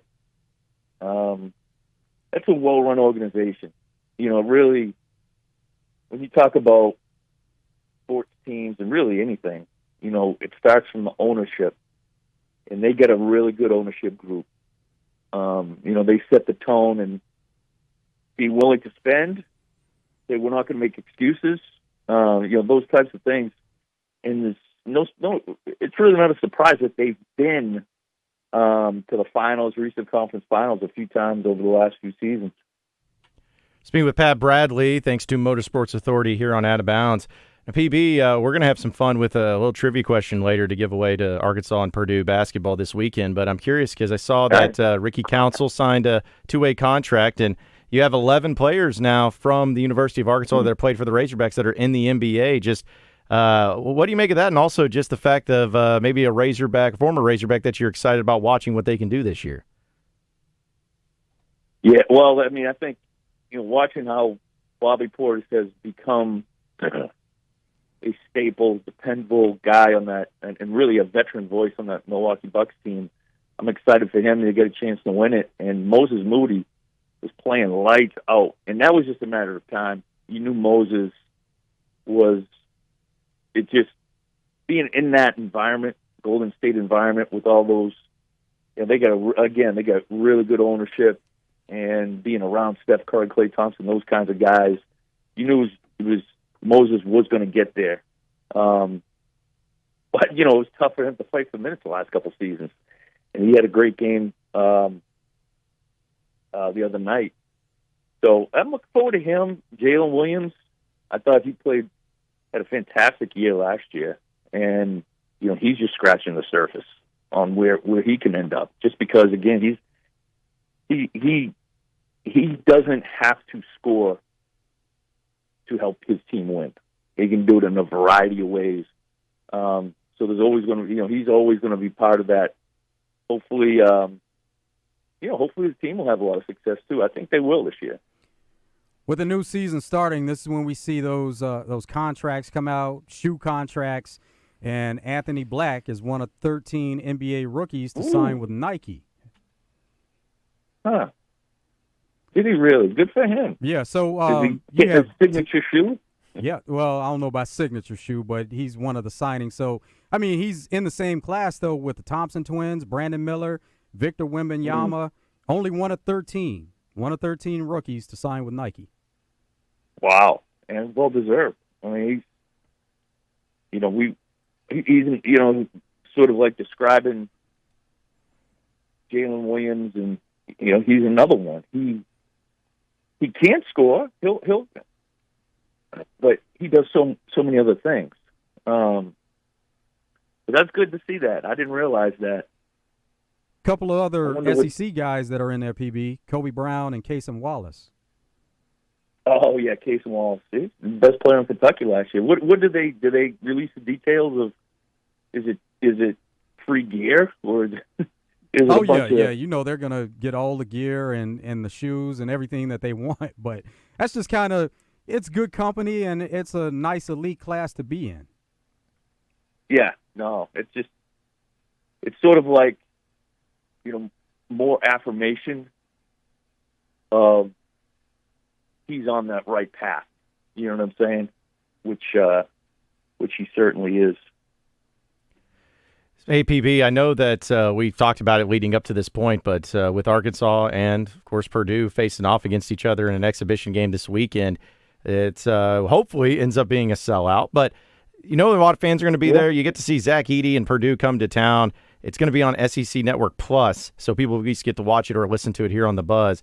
So in a game like this, now that we're here, now that we're at this point, in a game like this, an exhibition like this, what is it that you would want to see, or would you think it'd be interesting in seeing in this game? Because it doesn't count, but still being a game between two top-tier programs would be really fun to watch regardless. Well, I hope to see a lot better shooting. And Purdue had that issue last year because that big 7'4" kid, Zach Edey, he demands so much attention. If you guys remember last year, they got knocked out in the first round because they couldn't make any shots, any open shots, and they were playing so slow to sort of keep up with the big fella. So I think, and obviously it's well documented that Coach Muss wanted to bring in more shooters, and seems like they have.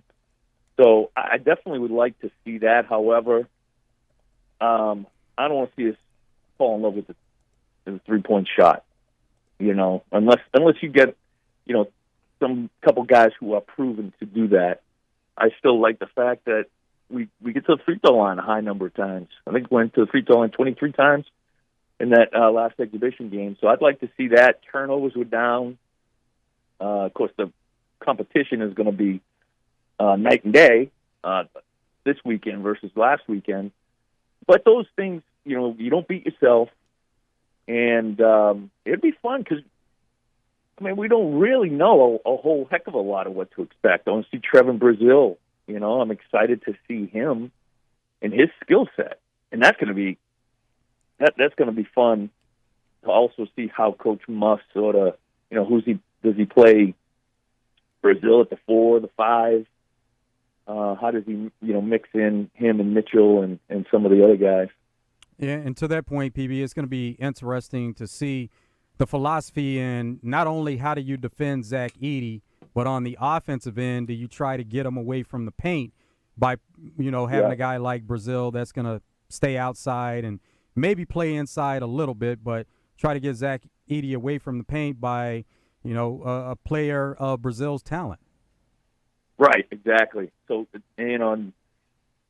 he plays, I think Mitchell, obviously he's not an offensive force, but, he's not, you could probably run some high-low with him to try to pull Zach Edey out and have him be a passer. But I think when you talk about the Hogs, you have to have, and they've got a couple of guys, great length, you have to have that defensive pressure from the perimeter standpoint of talking. And I think, we talked about it a bunch last year. Like, your starting point guard, and I guess who knows what it'll be, but you can run a lineup out there where you got Devo Davis at 6'4", you got Battle 6'5", Marcus 6'6", and that's just your wing guys. Even L. Ellis at 6'3", he's a good sized kid. Joseph Pinion 6'5". So part of defending even a big guy like Zach Edey is making it difficult for the guards to have a good direct passing lane to him. And so that's how the guards can help, so that, he's not just a free pass in the post or in the middle of the lane. Get out there in the passing lanes, get your hand, in the vision of the passer, and that's going to prevent a lot of easy buckets for the big guy.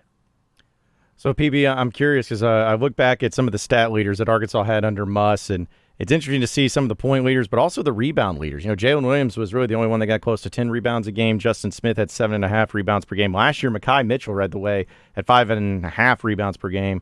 But as far as just maybe a little bit of a prediction, who do you think is on this Razorback basketball team when the season comes to an end? Who do you think is going to lead the team in scoring and in rebounding?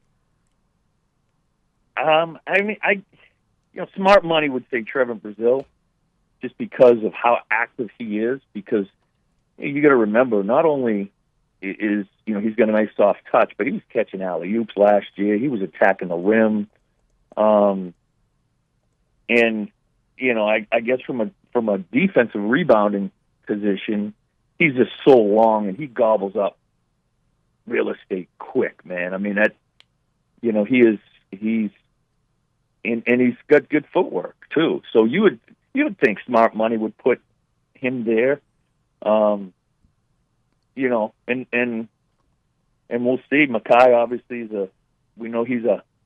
he's a hound dog. So he's still need him to continue to play that role.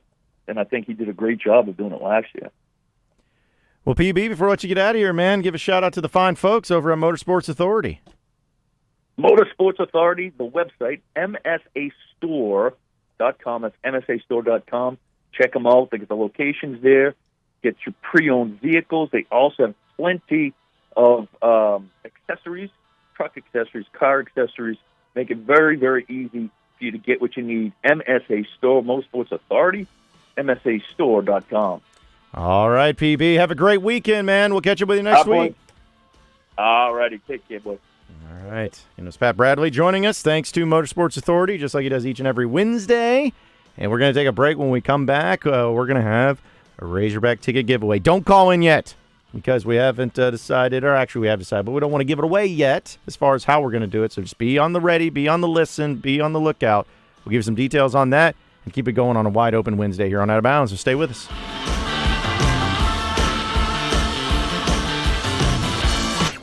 It's game time with Tommy and his favorite sports crew for Bet Saracen. U.S., look at this right here. Trust me, I know what I'm talking about. This is what I'm telling you, what you need to take. Take it from the three-point shooter. Well, when you start hitting them from half court, call me. Oh, one half-court shot to go to the Sweet 16. And you know it all now? Bet Saracen is Arkansas's favorite sports wagering app. Get Bet Saracen today.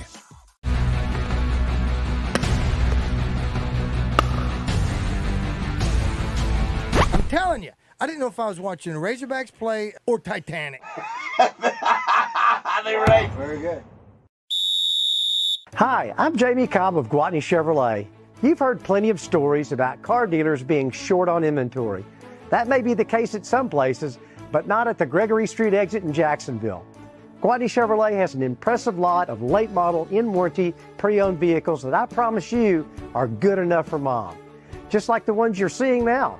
Remember, whether it's a used or new, the only name you need to know is Gwatney Chevrolet at the Gregory Street exit in Jacksonville.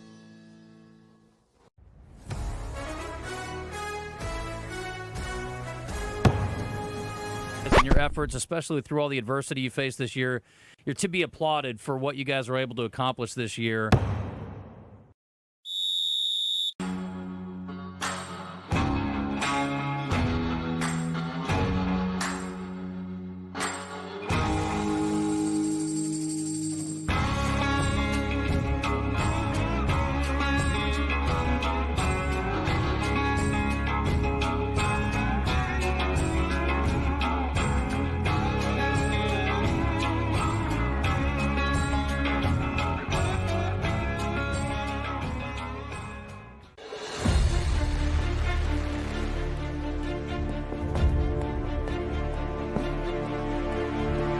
Do wish you the best of luck and really appreciate you joining us each and every week here on Out of Bounds.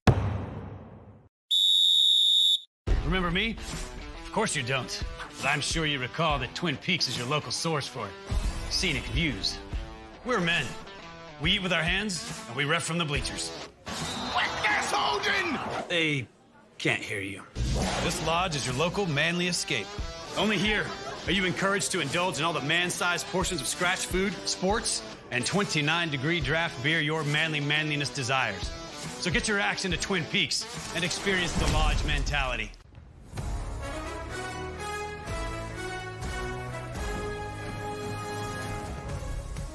Good afternoon. Welcome to Drive Time Sports in the Buzz Radio Network. Sir, like to use the term Oski for an interception. Given that, Razorback Hall of Famer Gary Adams should be known as Mr. Oski. Adams finished the 1966 season with 7 interceptions, earning his first of 3 consecutive All-Southwest Conference first-team honors. His 13 career picks are only one behind the Hog record of 14, held by Steve Atwater. Decades later, don't throw anything near Adams, as he'll just Oski you.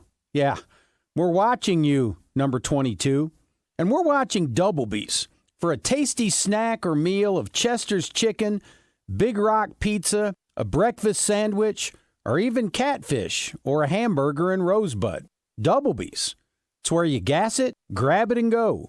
That's Doublebees.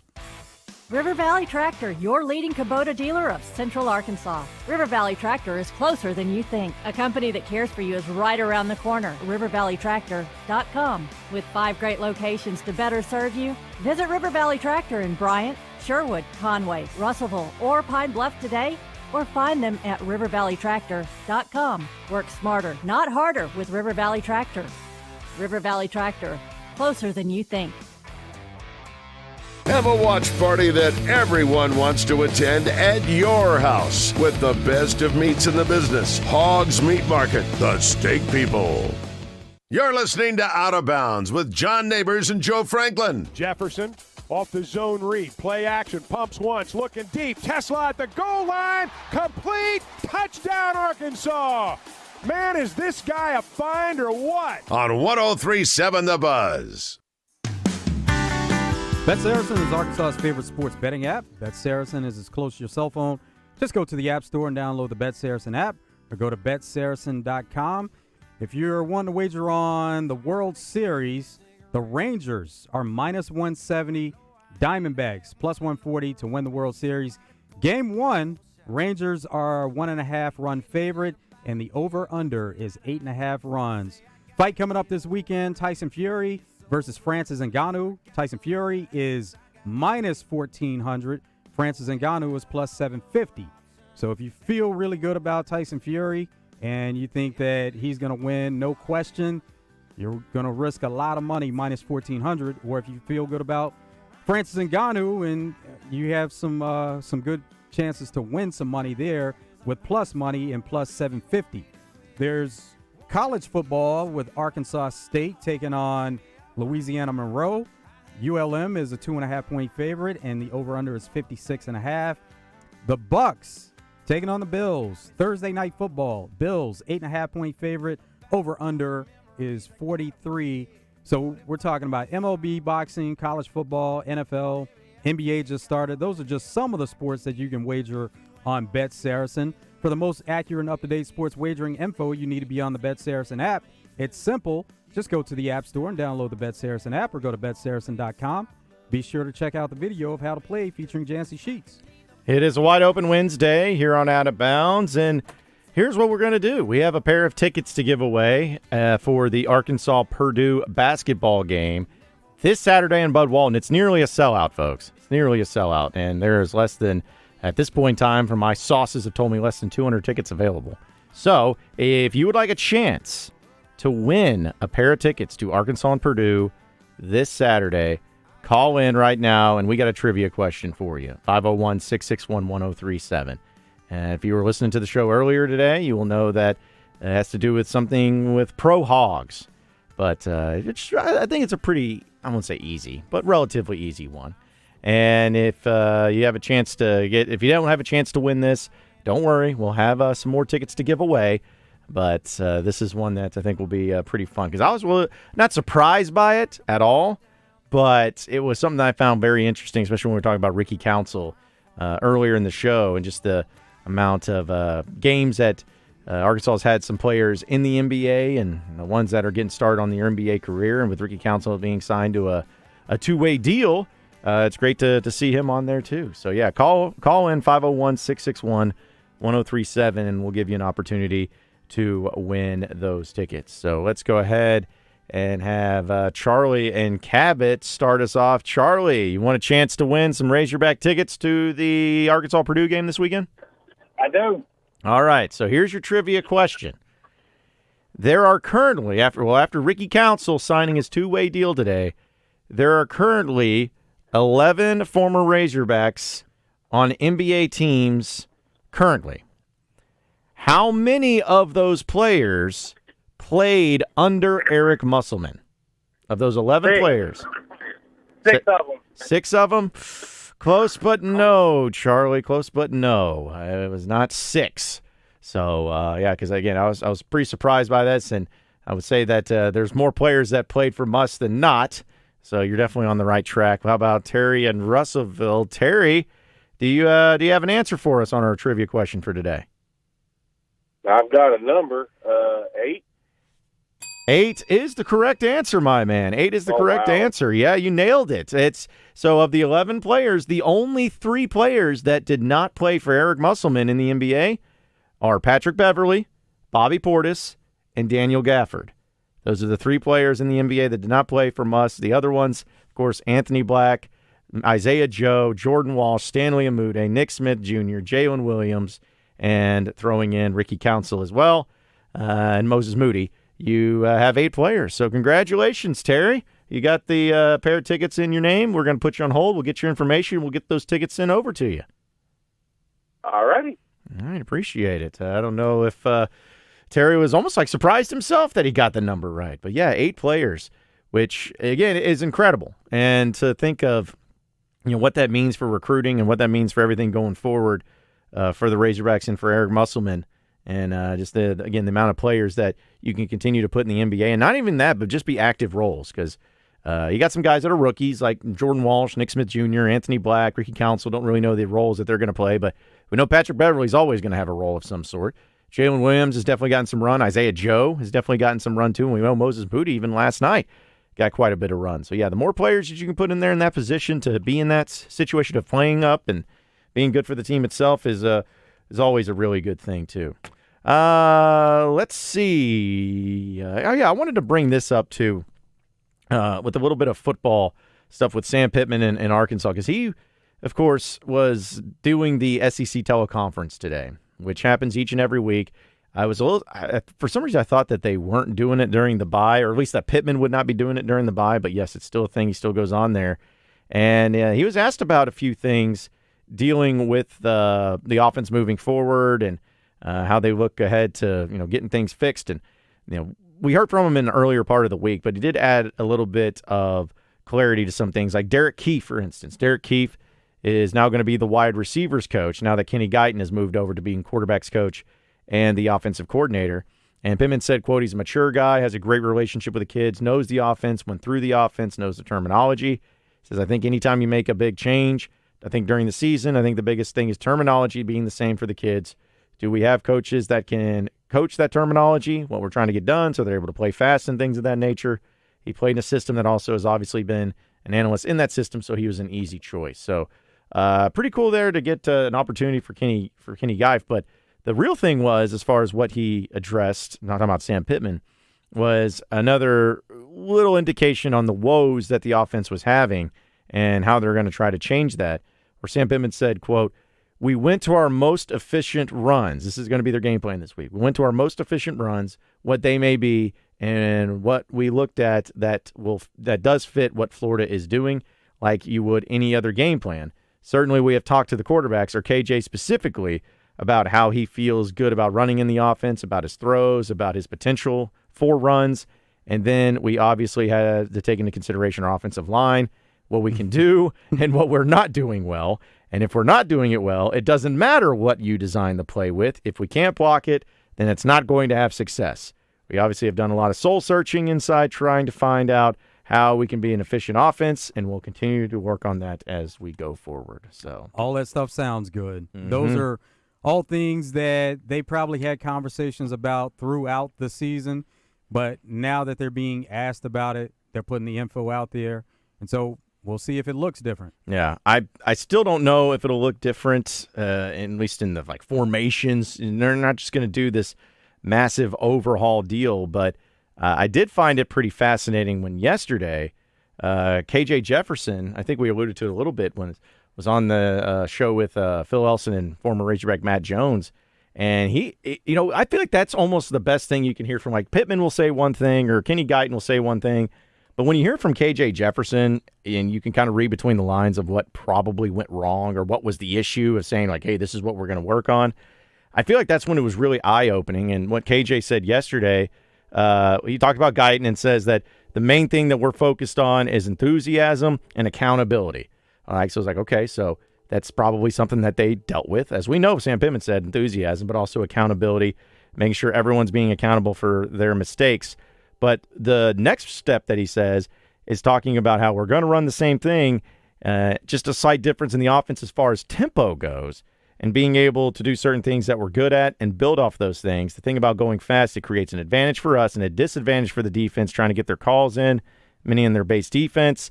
In the past, tempo has been great to us, being able to put points up on the board and get up on defenses quickly. I would like to see us moving forward boost the speed up of the game a little bit, catch defenses in bad situations, and take advantage of it. Because right now, since the new offense came in, we are playing with more confidence, and we're not scared to make a mistake. We want to be coached hard, but we have to simplify this playbook so where our guys can get set, get ready faster, and feel confident in what they're doing.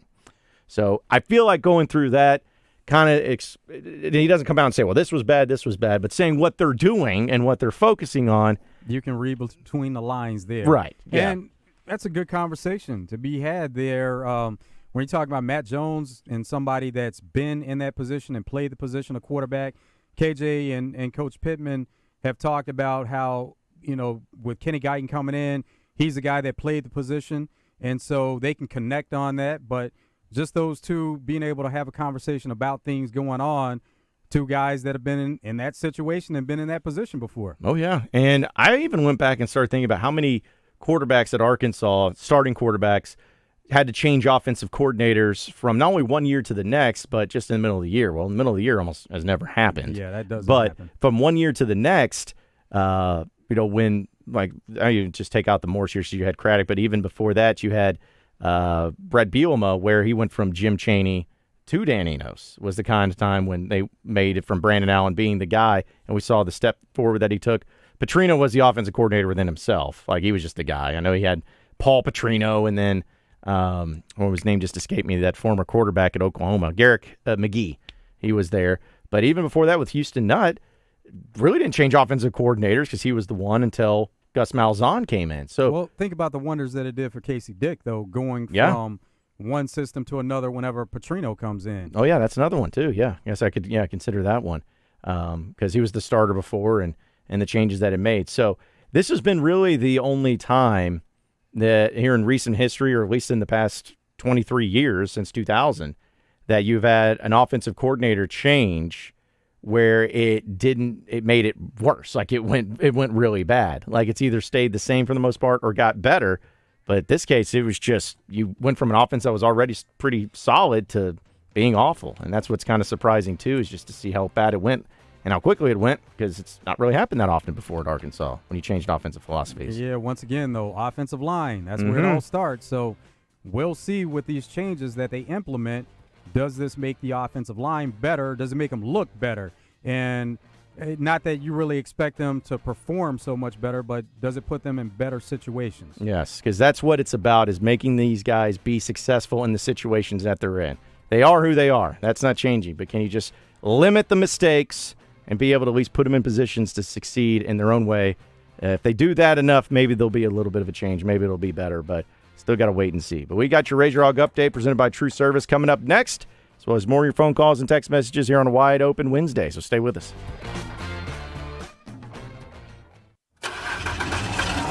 Unless you've been living under a rock, you've heard of the current turmoil in the auto industry. Rising used car prices and declining new car inventory is clearly a real possibility. But this month, Watney Chevrolet strikes back with 0% on 2023 Silverados. Call 501-982-2102. Watney Chevrolet in Jacksonville anticipated today's car climate months ago by ordering extra new inventory and assembling a fleet of quality used cars. Call 501-982-2102. Trade now, because prices could soon be headed in the wrong direction. Plus, get the relief of no payments until after New Year's. Watney Chevrolet will get you right before the storm on the horizon.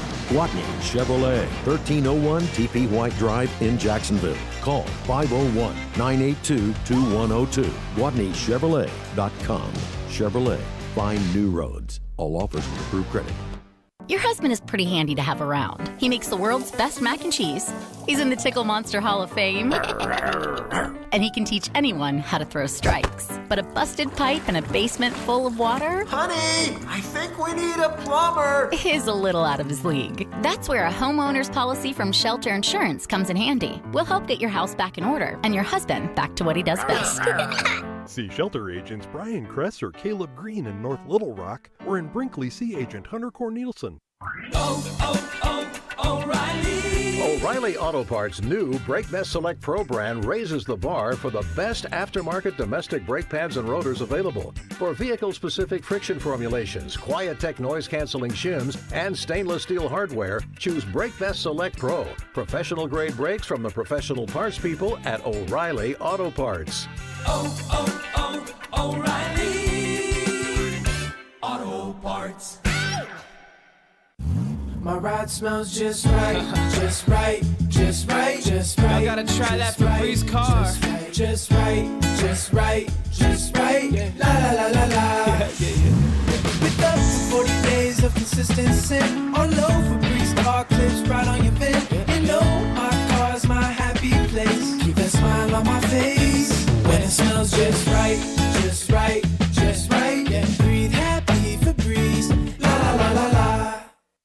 We're celebrating 1 year of Lotto, the jackpot game that's only won in Arkansas. For a limited time, ask for the Lotto Bundle to get 1 play free when you buy 3. That's 4 plays for only $6. You could be the next Lotto jackpot winner, like our $2.3 million winner from Sebastian County, or our $999,000 winner from Pulaski County. So don't miss your chance. Ask for the Lotto Bundle today.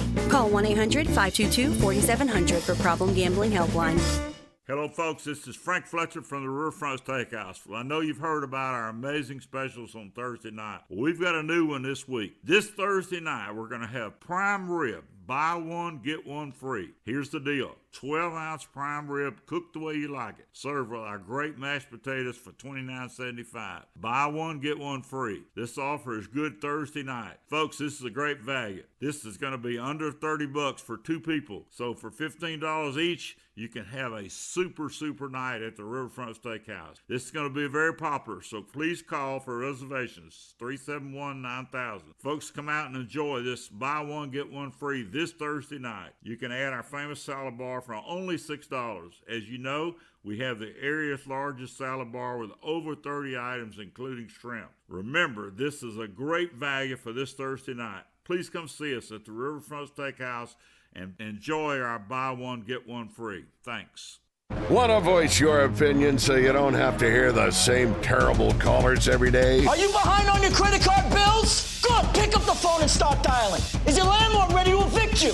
Good. Pick up the phone and start dialing. Does your girlfriend think you're a worthless loser? Good. Pick up the phone and start dialing. Then call or text 501-661-1037 to help the cause. You're listening to Out of Bounds with John Nabors and Joe Franklin. Jefferson off play action. Going to throw a little screen pass left side. Has completed the 5 into the end zone. Touchdown, Arkansas. Luke has from 11 yards out, and Arkansas is a PAT away from tying. On 103.7 The Buzz.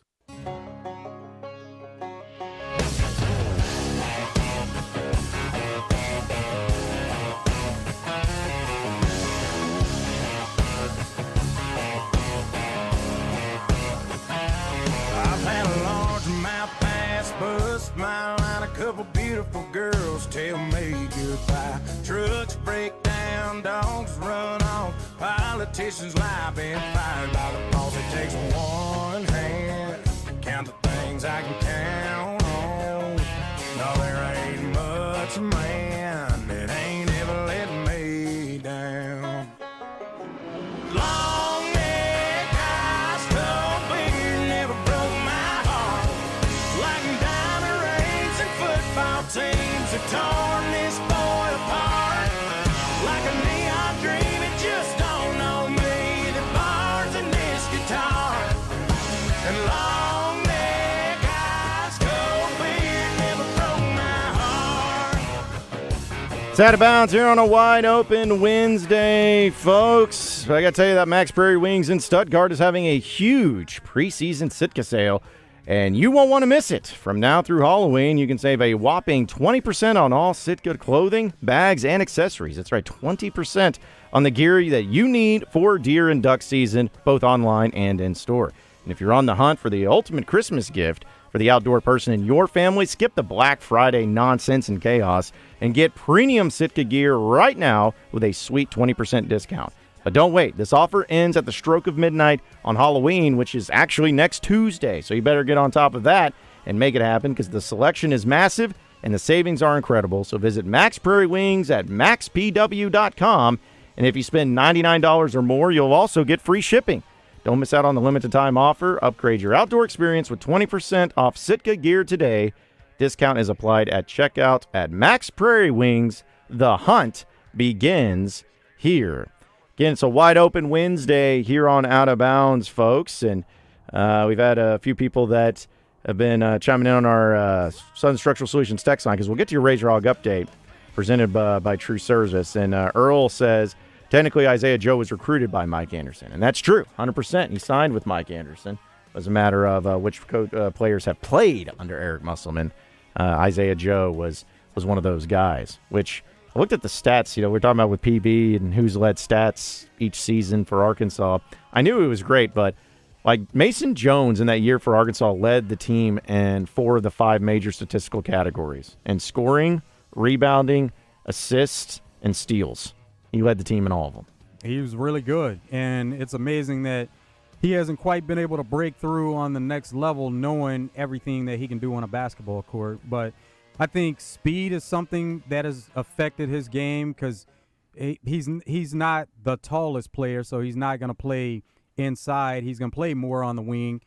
He's a good ball handler, but speed is something that, they want somebody that is a little more speedy in that position. And then defense is something that he could always work on. But his offensive game, you can't argue with everything he can do offensively. Yeah, he was incredible. I know I'm not going to sit here and say it was the greatest individual season of all time at Arkansas because that would take a long time to argue. But when you think about that year and how everyone knew, every team that they went up against knew who was going to be getting the ball for Arkansas and who was going to be their main scorer. I know Isaiah Joe played, but he was out for a little bit. Like that, to me, that just showed you how good he was when everyone knew that he was going to be doing out there and still hitting threes and getting to the free throw line and making his free throws. And yeah, he was just a great all-around player. Just makes you wonder, like, was that when he was at his best, or if he would have played with other complementary pieces around him, like what would his stats would have looked like? Oh, well, his stats wouldn't have been as impressive, but right. He definitely was at his best at that point. But he is one of those players that you could see, he's a team player and he's able to share the court with other players. But in that moment, we did see the best of him just because he did everything that he had to do to will that team to win at times. Oh, man, he was great, scoring 30, 40 points sometimes, and just being an unstoppable force in a lot of cases too. But, yeah, that was a crazy type of year that he had. Also, from the Asher Record Life from the Southern Structural Solutions text line, Casey says, did y'all already give away the tickets? Well, we gave away a pair, so how about this, Casey? As part of the Razor Hog update, let's go ahead and give away another pair. Just be the first caller right now at 501-661-1037. Be caller number 1 right now, and we'll give you a pair of tickets to Arkansas and Purdue coming up this Saturday. And we'll get your information, and you'll be able to go to the game. First caller right now. We'll get those tickets, and we'll go ahead and jump into your Razor Hog update presented by True Service. Guys, I've got just one thing I want to say to you. Touchdown, Arkansas! Arkansas wins the national championship! The Arkansas Razorbacks have completed the dream season! Hogs by 90! This is your Razor Hog update on Out of Bounds, presented by True Service Community Federal Credit Union, where they offer new mortgage loans, refinancing, auto loans, and small business loans. Online at trueservice.net. All right, so for your Razor Hog update, Eric Musselman met with the media to talk a little bit about Purdue coming up this weekend. And here's what he had to say about the goal of this team in an exhibition game within itself. To be able to play a team that's got an interior force like, Edie and is a, potential player of the year. So it's twofold in the preparation. Number one, we're playing against a center that might be unlike anybody that we play all year. But we need to have, some background, some body of work that we can refer to later in the year. And then from a scheme standpoint, what Purdue's going to do, we're going to be able to really dive into our preparation because they have so many returners. And so we can build a scouting report off the fact that the coach is returning, the players are returning, their star players returning, their star point guard, number 3, Smith, is a returner coming off a fabulous freshman year. So we want to kind of, like, where are we against a top 3 team in the country, like this early in the year? How do we stack up with a great rebounding team? How do we stack up with one of the top 3 premier teams in the country? What a great opportunity for us to learn a lot about ourselves, which, I mean, when we walk out of Bud Walton on Saturday, at about 5:30 or 6 o'clock, we're going to know a lot more areas that we've got to get better leading into our first game. And also talking about the updates on not only Jalen Graham, but just the overall health of some of these players, because Graham's been the biggest one, but will he be able to go against Purdue? He tried, yesterday. It was, I don't know. It was okay. We'll see today. I mean, he tried, but he was not going game speed. I mean, we're not going to play him if he's like he was yesterday. I can tell you that. So odds are that he will not be playing this weekend against Purdue, but still, we'll have plenty of people out there, plenty of players to try to get through it and see what they're all about and see where they measure up for the Razorbacks. Should be a great Saturday in Fayetteville, and it actually has nothing to do with football, so that's nice for a change. But we're going to keep it moving here in the third hour of Out of Bounds. Coming up next, Andrew Hutchinson of Best of Arkansas Sports is going to join us, because he had a great write-up and breakdown as far as coaches' buyouts go. What's the difference in winning and losing, how many games, all of that. It's pretty complicated, but he had a great layout of that. We'll talk to him and a lot more coming up next here on Out of Bounds on Wide Open Wednesday, so stay with us.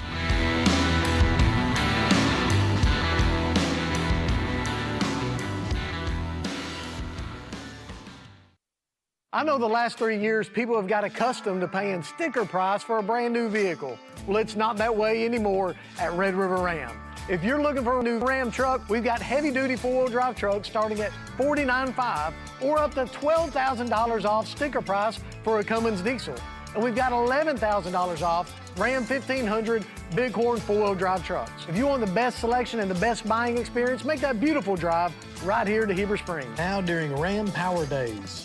You know that crushing feeling when you click print on your PC and the doggone machine just won't print? Well, I fix that. Hello, my name's Tim Stanley. I'm the new owner of Business World, a TDS IT company. We're an IT company with a long history in the imaging channel, and I fix the printer conflict by using my Arkansas-based IT help desk. Call us at 501-374-7000 for more details on how a true IT managed services company running your business will keep all your printers and scanners up and running all the time. 103.7 The Buzz is your home for Arkansas Razorback football coverage each week. Brought to you by Genesis of Conway, Lion Legal, Bell Chevrolet, Blackman Auctions, Central Arkansas Cadillac, Bath Makeover of Arkansas, and Malvern National Bank. 103.7 The Buzz. The Hogs play here. You know where to find us. Every time you put a mic in my face, I'm going to say Arkansas. 103.7 The Buzz, your number one sports station in Arkansas. I want to thank Arkansas. KABZ Little Rock. Buzz News with Channel 7's Ryan Houston. A federal judge has requested additional briefs in the lawsuit challenging the Ten Commandments monument on the Arkansas State Capitol grounds. The plaintiffs filed a lawsuit in 2018. They argued the legislature violated parts of the Arkansas Constitution when they passed the Ten Commandments Monument Display Act of 2015. U.S. District Judge Kristen Baker is considering whether to allow the state Supreme Court to first consider the issue of the state law before she gets involved. She's asking for additional briefs by November 15. Arkansas school voucher system, a key element of Governor Sanders' education reform plan known as the LEARNS Act, was the topic of a virtual town hall Tuesday night. The nonprofit Reform Alliance manages Arkansas's voucher program. According to the group, more than 6,000 Arkansas families have applied for the so-called Education Freedom Accounts. About 1,500 application spots are still open. The deadline for applying for the current school year is in January. From the Channel 7 Newsroom, I'm Ryan Houston. Weather from the Fletcher Weather Center with Channel 7's Melinda Mayo. Still very warm today with a high around 86, a mix of clouds and sun and rain chance mostly northwest Arkansas, but a 30% rain chance tomorrow for the entire state, and that rain chance goes up going towards the weekend. From the Channel 7 Weather Center, I'm meteorologist Melinda Mayo. Fletcher Dodge wants to buy your car. We'll buy any make or model, and we'll pay you more than anyone else. Please, turn your old car into cash at Fletcher Dodge in Sherwood. Hey, it's Houston Nutt. I'll be on Morning Mayhem every Wednesday this football season. We're going to get ready to hit that line and root on those Hogs, because we got the wood, y'all. And when you need a new pole barn, metal roof, or steel building, go see my friends at Reed's Metals of Benton, where you can buy direct and save online at reedsmetals.com. This is Pat Bradley for Brewskis, and the biggest Halloween party is right around the corner. Saturday, October 28th, break out the costume, get ready to throw down. Brewskis is going to be the place to party with karaoke in the bar and dude called Rob spinning all your favorite jams down in the basement till 2 a.m. VIP sections and bottle service, email brewskispubandgrub.com. Halloween, Saturday night, October the 28th. Come celebrate at Brewskis. Again, brewskispubandgrub.com. It's Brewskis, you home for lunch, happy hour, and late night. Hi, neighbor. It's Garen with Shamrock Roofing. Have you been denied a new roof by your insurance company after storm damage? You won't be denied at Shamrock Roofing. Give us a call or visit us at shamrockroofer.com. Right now, we're offering a free impact-resistant roof upgrade. Plus, if you've been denied coverage by your insurance company after the storms, you automatically qualify to win a new roof for free. Just visit shamrockroofer.com for details. Shamrock Roofing, where one call does it all at shamrockroofer.com. Make plans now to be at the Pine Bluff Regional Park Saturday, October 28th for one of the world's largest barbecue championships. It's the annual Sissy's Log Cabin Smoke on the Water Championship presented by Saracen Casino. Food trucks, sampling, craft vendors, games for the kids, and it's all free for the entire family. And this year's event is headlined by Bluff It, featuring the Son of a Sailor Band's tribute to the one and only Jimmy Buffett and the Coral Reefer Band. For more information, visit smokeonthewaterbbq.com. This ad paid for with a combination of state funds and Arkansas's Land of Legends Tourism Association funds. Stacked Commercial Truck and Trailer has 5 service trucks available, providing you on-site service to get you back on the road. If that doesn't do it, Stacked has a new state-of-the-art 13-bay shop for service and repair on all Class A trucks, trailers, RVs, light and medium-duty commercial vehicles, tires, brakes, AC, engine repair, transmissions, differentials, and driveline repair. Stacked Commercial Truck and Trailer Repair. Get Stacked 2 miles off 530 exit 34 in Whitehall. Have you gone all summer long and you've had pain in your knees, your back, your hips, maybe even your shoulder? Well, why don't you try to get rid of that pain? Hey everybody, it's RJ Hawk. I've been talking about QC Kinetics now for quite some time, and I've got friends, family members across the country that are using QC Kinetics right now, and it is changing their life. And the best part? No drugs, no surgery, no downtime. Think about that for a minute. And people are feeling like they're self again with no pain. QC Kinetics doesn't just mask the pain. These treatments go to the very root of the problem, using concentrated healing properties in your own body to go directly to those joints and restore and repair those damaged tissues. Listen, life is about motion, and QC Kinetics is giving people their lives back with these all-natural treatments. Call QC Kinetics today for a free consultation. 501-222-8440. 501-222-8440. That's 501-222-8440. Finding great candidates to hire can be like, well, trying to find a needle in a haystack. Sure, you can post your job to some job board, but then all you can do is hope the right person comes along, which is why you should try ZipRecruiter for free at ZipRecruiter.com/free. ZipRecruiter doesn't depend on candidates finding you. Its powerful technology identifies people with the right experience and actively invites them to apply to your job. You get qualified candidates fast. So while other companies might deliver a lot of hay, ZipRecruiter finds you what you're looking for. The needle in the haystack. 4 out of 5 employers who post a job on ZipRecruiter get a quality candidate through the site within the first day. ZipRecruiter, the smartest way to hire. And right now, you can try ZipRecruiter for free. That's right, free. Just go to this exclusive web address, ZipRecruiter.com/free. That's ZipRecruiter.com/free. ZipRecruiter.com/free. Live from the Hoggs Meat Market Studios, this is Out of Bounds. Ball to strike away. Here he comes. Cave, a fly ball to right field. Over is Carroll. He's got it. And the Arizona Diamondbacks are headed to the World Series. The Diamondbacks have won the National League pennant. And the Fall Classic will return to the desert for the first time in 22 years. Yeah. With John Nabors. Every time you put a mic in my face, I'm going to say Arkansas. And Joe Franklin. We won't go into shell. We're going to go into attack mode because that's what's required. On 103.7 The Buzz.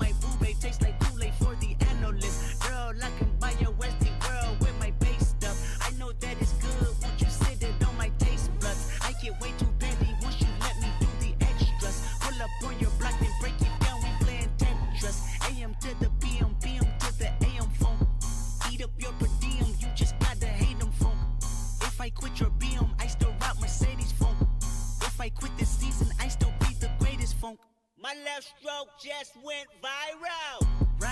2 hours down, 1 hour to go. Appreciate everybody listening in on this beautiful day here in the great state of Arkansas. John Nabors, Joe Franklin, broadcasting live from the Hoggs Meat Market Studios with you today. And thank you as always for making us a part of your afternoon this afternoon. It's been a great wide open Wednesday, talking about everything going on in the sports world. It's amazing that we are into the bye week for the Razorback football team. A lot of people may not know what to do with themselves. Well, I can tell you, you need to buy some tickets to Arkansas and Purdue. That game's going to be in Fayetteville 3 o'clock, and you can hear it right here on 103.7 The Buzz. We'll broadcast it live. So as a reminder for there. And also another reminder that Out of Bounds is going to be live on location on Friday at the Arkansas Outdoor Expo at Simmons Bank Arena with Camping World. So we really look forward to going out there to Simmons Bank. So if you're going to be in the area, come and check it out and know that they're going to have a lot of great things like food and entertainment and have 50 fully staged RVs. And you can check out a lot more info as you go. As you can also have a chance to win an RV from Camping World at go.campingworld.com/Arkansas RV Expo. So it'll be great to be out there. So be sure to come check it out and come see it. And we always appreciate going out on location, but especially being out there at Simmons Bank Arena. But we know since it's the bye week, there's been a lot of craziness going on with Arkansas football. In fact, I don't think it's any secret that the vast majority of a lot of you listeners and callers and texters have been talking about the football team and the uncertainty of it all and the craziness of it all. And, I mean, switching offensive coordinators in the middle of the year, to my knowledge, I don't think it's ever happened really with Arkansas. You've seen head coaches get fired in the middle of the year. You've seen coaches get fired at the end of the season, maybe some adjustments made, but to actually have an OC fired at the midway point is new territory for Arkansas, which comes with a lot of anxiety, frustrations, and possible callings for firings from some of you fans. And it's really interesting to see some of the details on buyouts and whatnot. But we'll talk all about that because we got Andrew Hutchinson of Best of Arkansas Sports joining us right now here on Out of Bounds to talk about everything that's going on and try to make sense out of it all. But Hutch, as always, man, we appreciate you joining us. How you doing this afternoon? Doing good, John. How about you? Well, we're doing great, man. And talking about we'll get to the buyouts and the details and everything here in just a second, but I'm curious, in your research and everything, it seems to be kind of unprecedented for Arkansas. It happens often in college sports, but can you remember a time where you've seen this significant of an assistant coaching change be made in the middle of a football season? I'm trying to rack my brain, and no. I mean, I know there's been head coaching changes, obviously. Everyone remembers the 92 season when Jack Crow got fired after the loss to Citadel, but that was a head coach. And, there's been other kind of examples. Chad Morris got fired with 2 games left, but again, that's a head coach. So I can't really recall any coordinators. I mean, I'm sure it's happened at some point, maybe, but I can't think of anything off the top of my head. More importantly, Andrew, we know that fans are not satisfied right now, and they're looking for not only with the team making some changes, looking for some improvements, but, the camera shots during the game, there was the fan with the thumbs down. Were you able to find her? Yes, I have identified her. However, I think she's going to remain anonymous, which I will respect her decision. I don't want to give any unwanted attention to people that don't necessarily want it. But, you never know. Sometimes I talked to the guy that caught the raccoon at the baseball game a few years ago. I've talked to the guy who exchanged emails with Dan Enos, speaking of Dan Enos, earlier in the season. So, I mean, those are some fun stories. But, again, if someone wants to stay private, then I respect that. Well, I want to ask you about that with the Dan Enos email guy. Like, what was his overall view of it? Because, does he just go in there and try to find his email? And, I feel like there's a long process and a lot of effort that has to be put into trying to do something like that. Well, his email was publicly available in the UARC database thing where you can search for any U of A student and get an email address. And I guess that's how they got it. And I guess he told me that there was a group text with him and his buddies. And as you know how it goes, one of the buddies emailed him and got a response, but didn't say anything. But then this guy was like, hey, if I have some things I want to say, and reached out to him and gave him his opinions. And, the rest was history. It was, again, I look back at that and I'm just like, man, Dan Enos didn't do anything wrong or illegal or anything like that, but it's just a bad look to be emailing a student like that just a few hours after the game. I mean, he was probably still at AT&T Stadium whenever those emails were exchanged. It just blows my mind that a offensive coordinator at an SEC school would do something like that.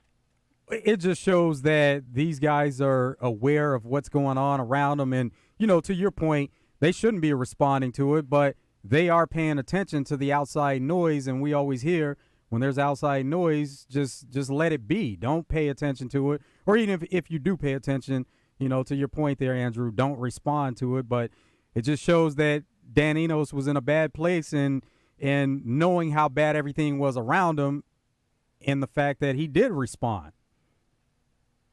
Yeah, exactly. I mean, he should also know better than anybody because he was a former head coach. Like, he coached at Central Michigan back before he took the Arkansas OC job the first time around. And so, he should know that this position, and, he's coached in the SEC before, he should know this position comes with criticisms. And, if you can't handle it, do what Sam Pittman did. Just, he deleted his Twitter account, and I think Sam Pittman's a lot happier because of it. Just don't check your email. If that's happening, just delete it, and boom, you just forget about it. But, it's all in the past now, I guess. The thing about it is it's going to be criticized either way because we saw that Coach Pittman was criticized for making that move and deleting social media and getting off.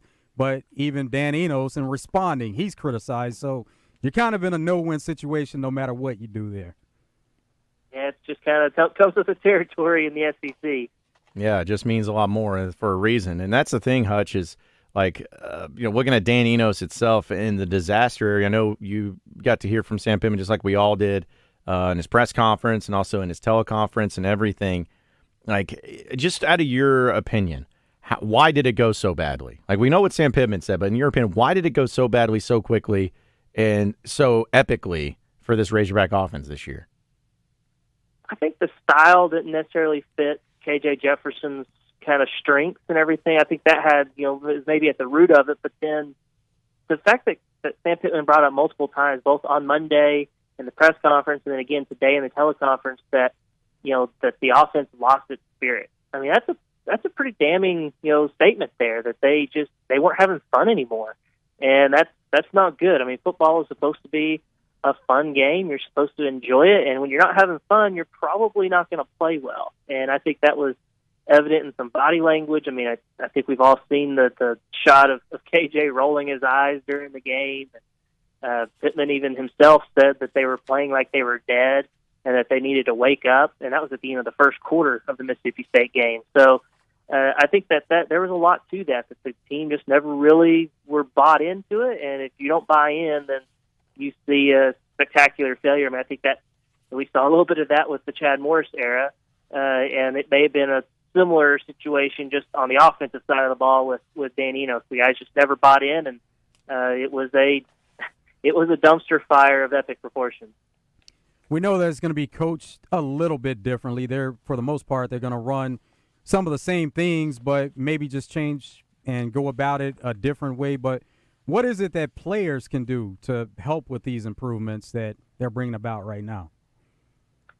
Well, I think if they just really buy in, and it sounds like, that there's going to be some buy-in. I mean, hopefully we'll get to talk to some players next week, some offensive players, see what they think about Kenny Guyton. But, Kenny Guyton's a younger guy, far removed from playing football himself.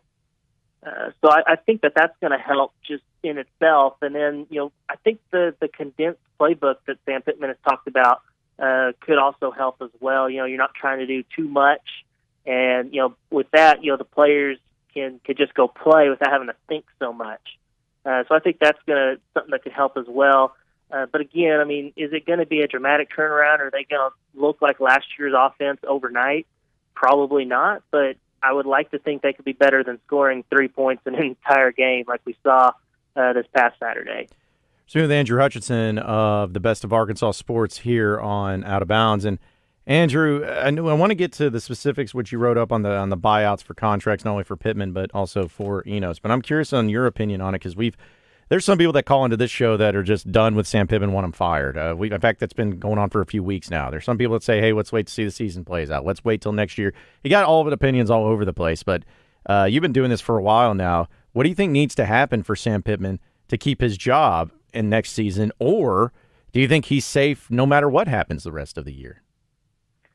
I don't know if you could say he's safe no matter what, because if you see the team let go of the rope and lose out, which would include a loss to Florida International, which is one of the worst teams statistically in all of college football, then that would be pretty tough, especially whenever that would also knock the buyout down, which I'm sure we'll talk about those details in a second. But I think that would really be worst-case scenario, and I think that would potentially lead to a coaching change. Could a coaching change still happen even if you go, say, 1-3, beat Florida International, and lose the 3 SEC games? Potentially, but again, I think it depends on how they play. No one. Again, I'm not talking about moral victories here, so don't get it twisted or anything. But if they go out and are competitive, then I think that's like, okay, that shows Sam Pittman can keep the ship on track even amid a just god awful season. Whereas, again, in the Chad Morris era, that last stretch of games, I mean, Arkansas never led the last 5 or 6 games of the Chad Morris era, and they were losing by 28, 35 points a game. If that happens, then I think Hunter Yurachek's like, okay, he's lost the team, he's lost the program. It might be time to bite the bullet, pay the big buyout, and make a change. But as long as they're competitive, they show that they still want to play for Sam Pittman, then I think Hunter Yurachek will probably be like, okay, let's give Sam another opportunity to hire an offensive coordinator. Whether it's Keith Guyton or hire another big name guy to come in and run the offense and see how it goes next year. Then I think next year would be a vital year for him for sure. Going into details about the buyout, is that based on Sam Pittman's overall record, or is that conference record where it goes from 75% down to 50% if there's a below 500 record? Is it based on overall record, or is that conference? So it's overall record since 2021. There was a contract reset after the 2020 season because that was just a weird year with the pandemic and everything. And they went 3-7 that year. If you really think about it, in a normal year they probably would have gone 6-6 because you wouldn't have played Florida and Georgia. You would have had some cupcake games against Charleston Southern, guys like that. You were going to go to Notre Dame as one of your 4 non-conference games. Probably not going to win that game. So say you go 3-1 in non-conference, 3-5 in SEC play, you come out to 6-6. So I think they kind of came to an agreement that they just were going to reset it. That wasn't going to count towards the buyout calculations. So it starts in 2021, which, as we all know, is a really, really good year. They go 9-4. That kind of gave him a little bit of cushion. Going 7-6 last year gives them another game of cushion. So really, if they go 1-3 down the stretch, if they win just one of these last 4 games, then he will be 500 or better. So therefore, his buyout would remain at 75% of his remaining contract. That's why I say if they lose out, if they go 0-4, or let's say they lose, to Florida, Auburn, and then Florida International to go 0-3, at that point he would get below 500. They could conceivably make a move there before the Missouri game to not even give them a chance to get back to 500 and tweak that buyout. So that's kind of what they're playing for right now as far as the buyout is concerned, these last 4 games. So essentially what you're saying, Hutch, to kind of sum it up, that if Arkansas was to fire Sam Pittman after this season, no matter what, if he wins one more game this year, they have to pay him about $16.1 million. But if he loses all of his games, he's only owed $10.7 million. Yes. So that one game is the difference of $6 million, close to $6 million. That's wild. Yeah, and I mean, it's a really interesting structure. I don't know of any other coach that has this winning percentage, part in their buyout language. I think it goes back to Hunter Yurachek. If you remember when he was hired at his introductory press conference, he talked about buyouts and how he thinks that losing should be for cause whenever it comes to terminating a coach. And I think this was his way of kind of including that.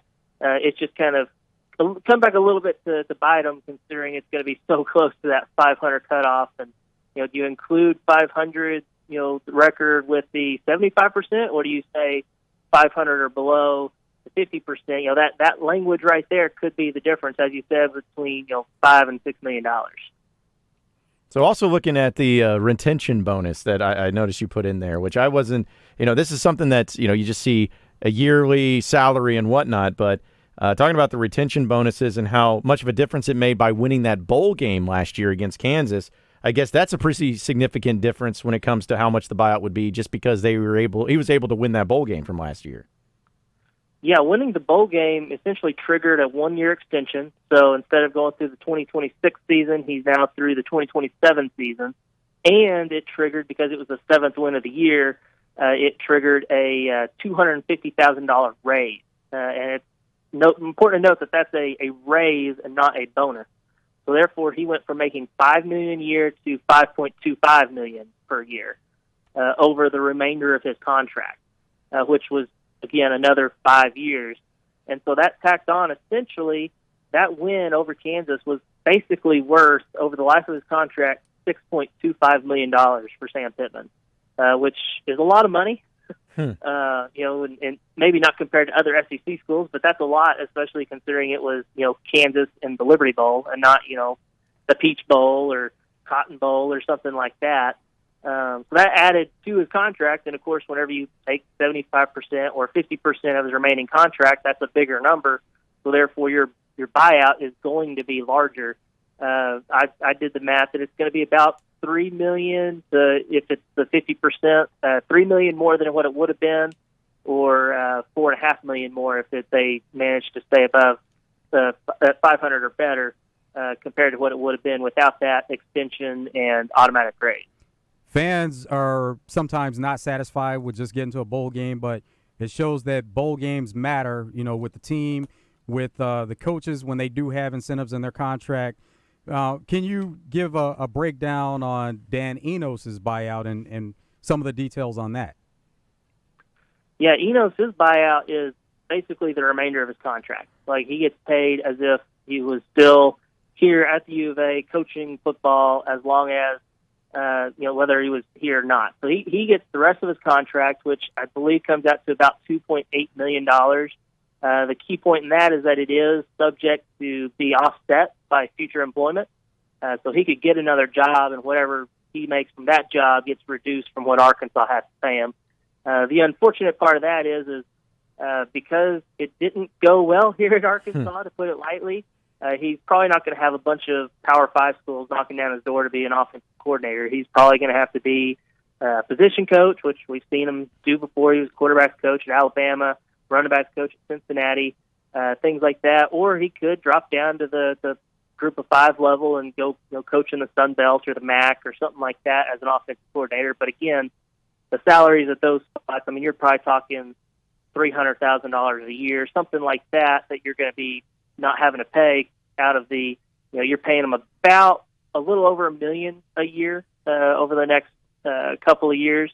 So you're still going to be on the hook for quite a bit, but you hope that he can go find a job. And he is required in his contract to go actively look, so he can't just sit around at home and do nothing. He has to go actively pursue jobs, but we'll just kind of have to wait and see what he's able to land. So before I let you go, Andrew, I know it's hard to tell at this point in time, but say if Sam Pittman gets fired and you have this buyout with Enos's buyout, how much does that amount of money impact who they're able to bring in next? Like we hear about, you don't have the money to do this because you have all these buyouts. Is it as impactful on who you can bring in and how much money you can spend on the next coach because of this, or is that a little bit overblown? I think that it might be a little bit overblown, because I feel like the money would be there if you have the right guy. I mean, if you go to the right donors and say, hey, this is who we're trying to hire, and it's a big name, you could probably get the money you need to do it. Now, if you go say, hey, we're going to go hire another career offensive line coach like Sam Pittman, you're probably not going to drum up as much excitement from the boosters and things like that. And plus, I mean, I think the money's getting ready to go up a little bit, with the new media deal with ESPN. So I think that you would be able to get someone, especially considering Sam Pittman deserves a lot of credit, whether you like him or not, for riding the ship. I mean, they were in a bad spot when Chad Morris was fired. No one wanted the job. I mean, there's a reason they hired Sam Pittman. Now, you'd like to think that, hey, this is a program that's been competitive. They can win with the right coach. Maybe someone believes they can come in and get them over the hump and start winning some of those one-possession games that they've been losing. So I think that there would be a better, kind of pool of candidates. Plus, I think that the money would be there, in my opinion, to go hire somebody if you wanted to. Well, it's going to be a wild next few weeks for the Razorback football team. There's no question about it. But Hutch, as always, appreciate you joining us. You can follow him on Twitter or X, whatever you want to call it, at NWA Hutch. And you can also check out all of his stuff on bestofarsports.com. Have a good one, Andrew. Enjoy the bye week, man, and we'll see you on Saturday. Sounds good. See you then. All right, appreciate it. And we got more Out of Bounds coming up on a Wide Open Wednesday, as we'll have some more headline stories, things like that. And we'll probably do another Razorback ticket giveaway. Give you details on that one, too. It's all coming up next year on Out of Bounds.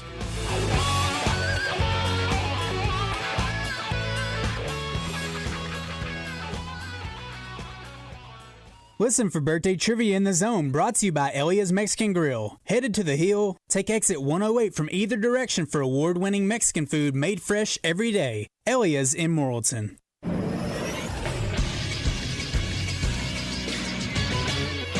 This is Sports Center. Last night in the NBA, the defending champion Nuggets beat the Lakers 119-107. Nikola Jokic picked up right where he left off in the finals as he had a 29-point, 13-rebound, and 11-assist triple-double. In the nightcap, the Suns beat the Warriors 108-104 behind Devin Booker's 32 points, 6 rebounds, and 8 assists. Tonight, there will be a doubleheader on ESPN. It'll get started at 6 with the Celtics taking on the Knicks. Then at 8:30, Victor Wembanyama will make his regular season debut as the Spurs host the Mavericks. The Grizzlies will also play their first game of the season, hosting the Pelicans at 7. You can listen to Memphis all season on 106.7 Buzz 2. I'm Christian Weaver with the Buzz Radio Network.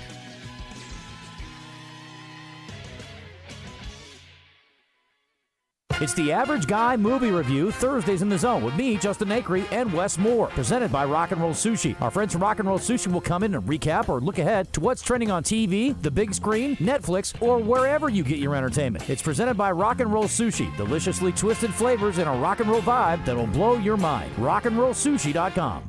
The Arkansas Outdoor Expo is coming to Simmons Bank Arena in North Little Rock, October 27th through 29th. Tour over 50 fully staged RVs and take advantage of special RV Expo pricing on the top RV floor plans.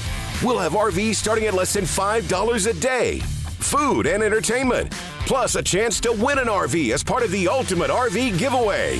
Learn more at campingworld.com/Arkansas Expo. See dealer for details and disclaimers. Are you a fan or are you the ultimate fan? Play the Elan DK Ultimate Sports Fan Package Sweepstakes for a chance to prove you're the world's greatest armchair quarterback. All from the comfort of your own home theater. Visit an Elan DK near you to enter for a chance to build your own home theater with a $5,000 Best Buy gift card plus a YouTube TV gift card. Your ticket to streaming your favorite games this season. Visit an Elan or DK today and score big. No purchase necessary. 18 or older. Message and data rates may apply. For official rules, eligibility, terms and conditions, and privacy policy, visit myelan.com/Ultimate Sports Fan Sweeps. Arkansas Brewskis is excited about their second location, and it's time to add to the team. Brewskis North is hiring servers, bartenders, cooks, and managers. To apply, drop by our downtown location and fill out an application. If you want to work in a fun, professional environment, this is for you. Brewskis North is hiring servers, bartenders, cooks, and managers. Apply in person at Brewskis Downtown. For more info, check us out online at brewskispubandgrub.com. Brewskis, your home for lunch, happy hour, and late night. Heartland Rehabilitation and Care Center in Benton proudly offers compassionate and loving care to our veterans, meeting the unique needs of every veteran who calls Heartland home. Visit heartlandrehabcenter.com. From sales, service, parts, and rental equipment, River Valley Tractor does it all and does it right. Your leading Kubota dealer is right around the corner with 5 locations throughout Central Arkansas. River Valley Tractor, serving Central Arkansas and Bryant, Sherwood, Conway, Russellville, and Pine Bluff. Work smarter this year, not harder, with River Valley Tractor. Online at rivervalleytractor.com. River Valley Tractor, closer than you think. This is Pat Bradley for River City Flooring, where you can pick your payment. Get 0% interest for 12, 24, or 36 months, and River City Flooring in Maumelle is where you'll save 50% on all in-stock waterproof LVP flooring. And did you know River City Flooring carries cabinets? So stop in and let my friends at River City Flooring help you with your remodel. Kitchen, bath, living, dining, they do it all. Check out River City Flooring in Maumelle at their huge new showroom on Maumelle Boulevard just off 430. Southern Floor Coating presents the Zone Rewind. Tune in Fridays when Justin and Wes discuss their best moments, sound bites, and interviews of the week. Ready to transform your patio, porch, or pool deck? Call the pros at Southern Floor Coating. Find them online at southernfloorcoating.com. Unlike other shows, we don't talk over each other with old hee-haw jokes. This is bull crap. Well, I ain't standing for this. Well, mine as hell. Yeah, they're down. They're down. So call or text to actually be heard on Out of Bounds at 501-661-1037. You're listening to Out of Bounds with John Nabors and Joe Franklin. Third down, here comes LSU. KJ flushed, rolling right, keeps his eyes downfield, throwing deep, got Has at the 20, to the 15, to the 10, 5, touchdown Arkansas. There's your play. 59 yards to Luke Has. On 103.7 The Buzz.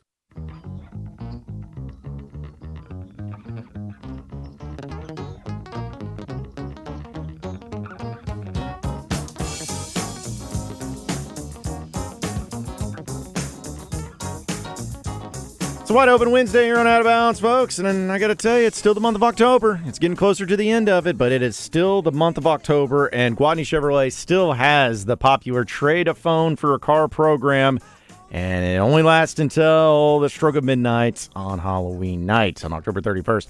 So you got to take advantage of this deal because there's nobody else here in the country, I promise you, that are able to get you the finest of Chevrolet vehicles and have a down payment because you have an old phone lying around. So it doesn't matter if it's a current phone, flip phone, brick phone, vintage bag phone. You can get anywhere between $500 to $700 in down payment allowance simply by bringing in that old phone into Gwatney Chevrolet. And on top of that, all of your vehicle purchases will have no payments until after New Year's. So you don't have to worry about having any extra payments the rest of the year.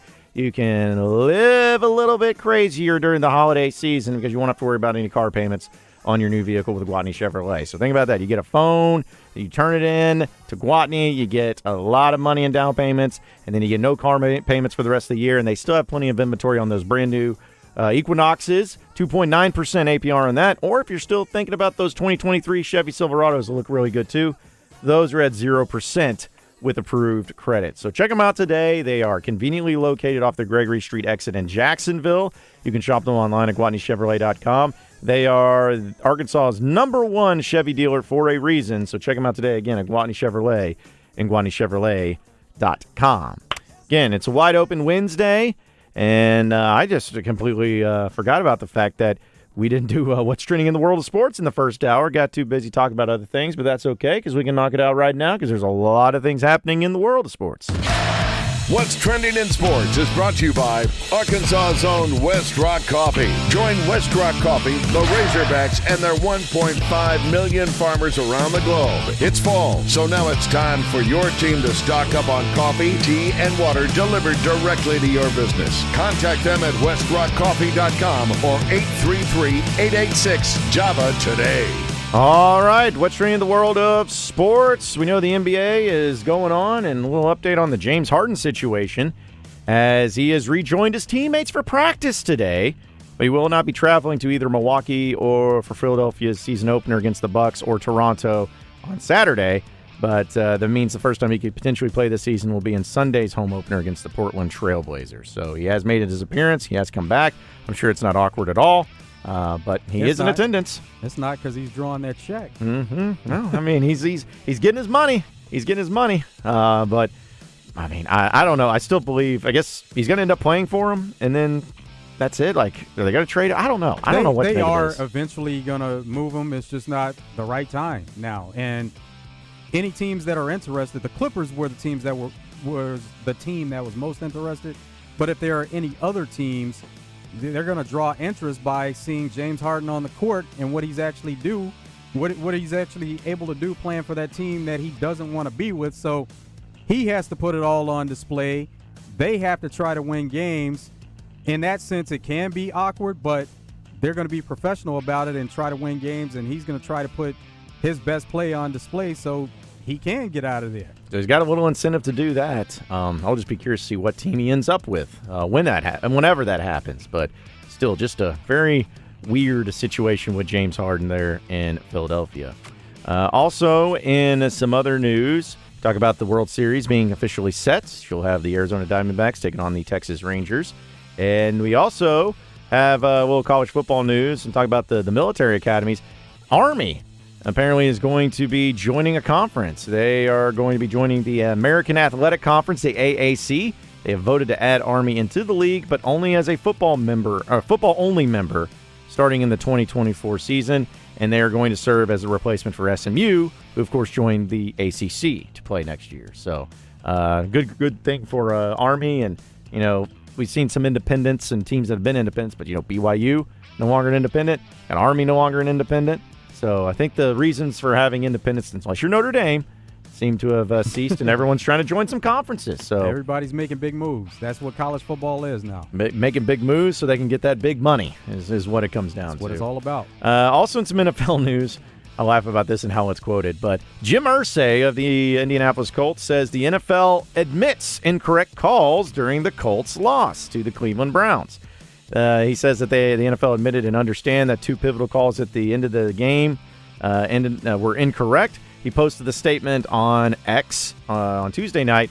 He says he was likely referring to the get further clarification on the illegal contact and the defensive pass interference call in the final minute.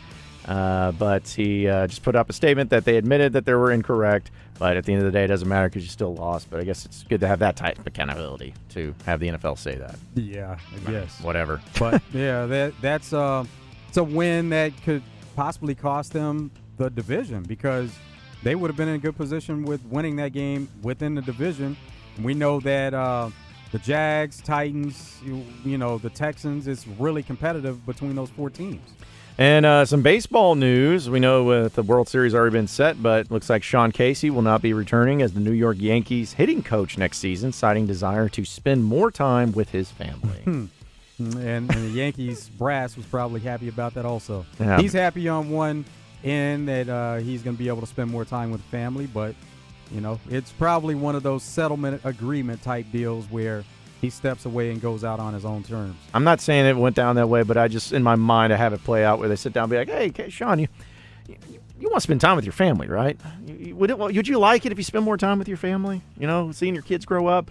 Well, sure, yeah. Okay, yeah. We can even pay you some money to do that. Yeah. It's like you're not stepping away from all the money that was on your contract. We got something for you. Yeah, we just want you to be happy with your family. And this way, listen, it's a tough decision, but here you go. We'll make it work. But that's, again, I don't think that's how the conversation went, but it would be funny if that happened. But in other NFL news, too, pretty significant NFL news, that Brock Purdy is in concussion protocol. And the 49ers coach, Kyle Shanahan, said today that it's jeopardizing the second-year quarterback status for their game against the Bengals. But he said that Purdy was having symptoms on Monday night on the plane ride home from Minneapolis. He's feeling better, according to Shanahan. He'll take part of some aspects today in the practice and in the walkthrough. There's still time for him to clear concussion protocol. But if he can't go, it's Sam Darnold time for San Francisco. Adam Schefter gave an update on it where he said that the last time an NFL player came back within a week and being in concussion protocol, it's been over a year since that happened. Now, NFL season just started, so the timeline does match that. But he said, if you think about going through the remainder of the season last year and then getting to where we are now, it's been over a year since a player was able to do that. So all indications would point to Sam Darnold starting the next game for the Niners. They're going to play at home against the Bengals. Well, I mean, I know Sam Darnold from when he was a Jets player, but I always looked at it as Darnold is a serviceable backup quarterback who is capable of being able to do some things. But here's the thing, with the amount of weapons that San Francisco has, I'm not saying that Sam Darnold will come and set the world on fire, but there's worse situations to be in as a backup quarterback than what you have with San Francisco. Especially with Kyle Shanahan running the show there and controlling the offense. And we know that he is a great offensive play caller, and they do have a talented team. So you would expect that a veteran quarterback could go in there because we've said that that's a quarterback-friendly system and that it almost seems like you could plug anybody in and they could have success. So we'll see what happens. But, that's why they brought Sam Darnold to the Niners. And then if for some reason something happened with Sam Darnold, Brandon Allen is there, another veteran backup quarterback. Yeah, well, San Francisco, we know they've had plenty of quarterback injuries and issues as they have in the past year or so, but they got guys that are capable of stepping in there.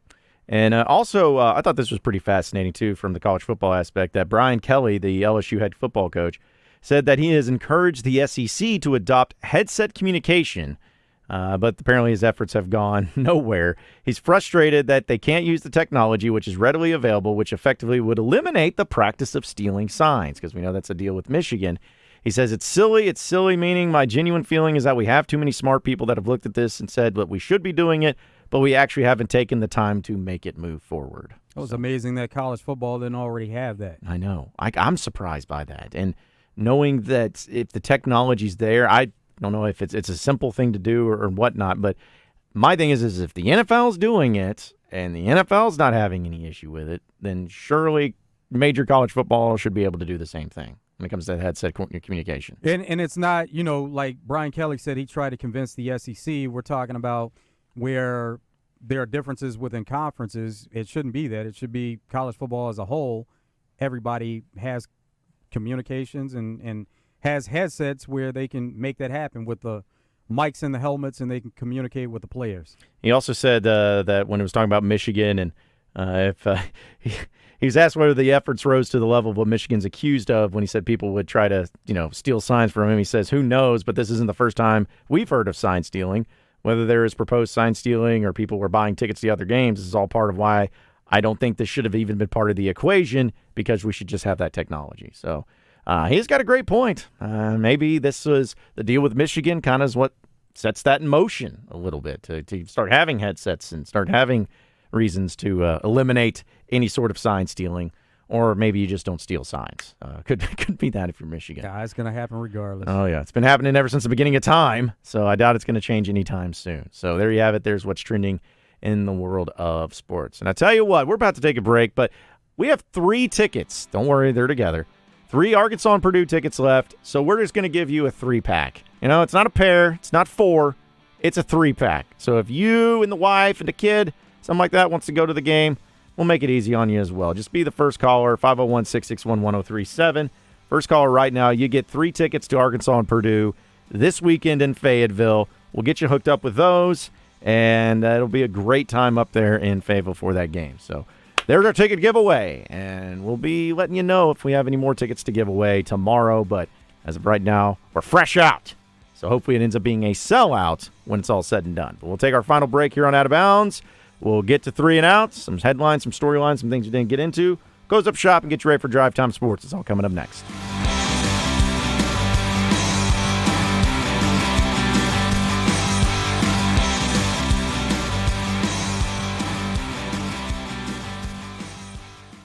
How important is price when buying tires? Maybe for you, it's what drives you to choose your tire store. How important is service? And what about choosing a tire store that is locally and family-owned? What if I told you that your local, family-owned Big O Tires in Conway and Cabot can offer you the most competitive pricing with the caring service that you expect from your neighbor? Right now, we have huge savings on our most popular sets of tires to keep you and your family safe on the road. Tires, service, and straight talk. Big O Tires. The end of the year is near, and Gwatney is pulling out all the stops to remain Pulaski County's #1 Buick GMC dealer. Big pre-owned inventory and even bigger discounts on new Buicks and GMCs, even with manufacturer price increases. Gwatney Buick GMC next to Sam's in North Little Rock is selling new 2024 models at 2023 prices. You've seen the news. The time to trade is now, before the current auto industry climate skyrockets used prices and all new inventory is depleted. Don't wait. Call Gwatney, 501-945-4444. It's the end of the year blowout, only at Gwatney Buick GMC in North Little Rock. Interest rates as low as 0.9%. And get new and pre-owned vehicles with no payments for the rest of the year. Stop by Gwatney Buick GMC and register to win a new Hummer. 5700 Landers Road in North Little Rock. 501-945-4444. GwatneyBuickGMC.com. GMC, we are professional grade. All offers with approved credit. Pickup truck, sports car, motorcycle, minivan, townhouse, 2-story, farmhouse, fixer-upper. What you drive and where you live is different for everyone, so it's important to have insurance that fits your needs and is just right for you. At Shelter Insurance, we understand that, which is why our agents help you design a comprehensive auto, home, and life insurance plan. Insurance that fits just right.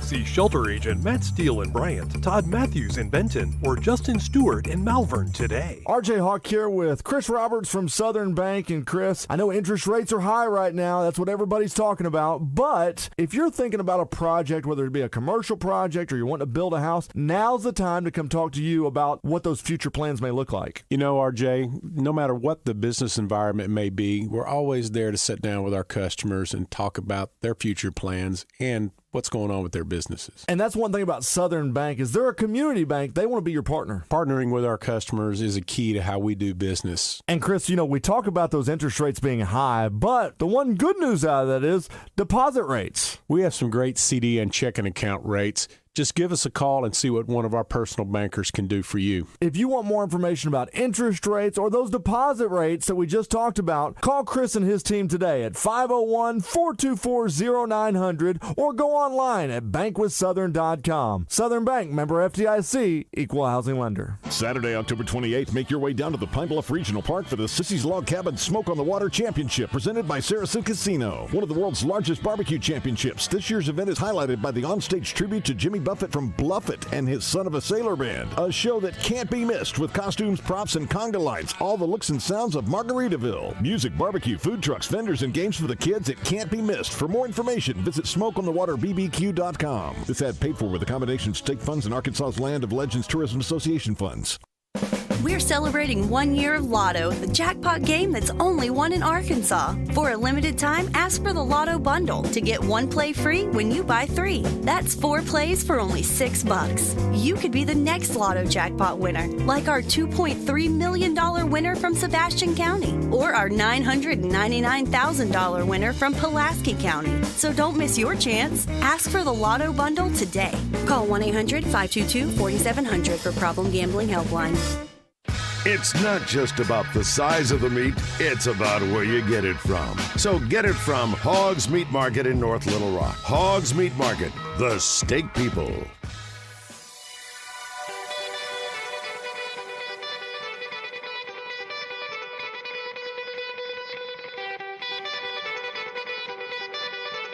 Kane is in the building. Their time is done. It's over. Over? Did you say over? Nonsense. I've not yet begun to defile myself. Call Kenny Loggins, because you're in the danger zone. I play real sports, not trying to be the best at exercising. It's time for 3 and Out. It's been 3 hours, and we are... Boom. Out of here. All right, it is time for 3 and Out. A few headlines, a few storylines, a few things that we got to dive into.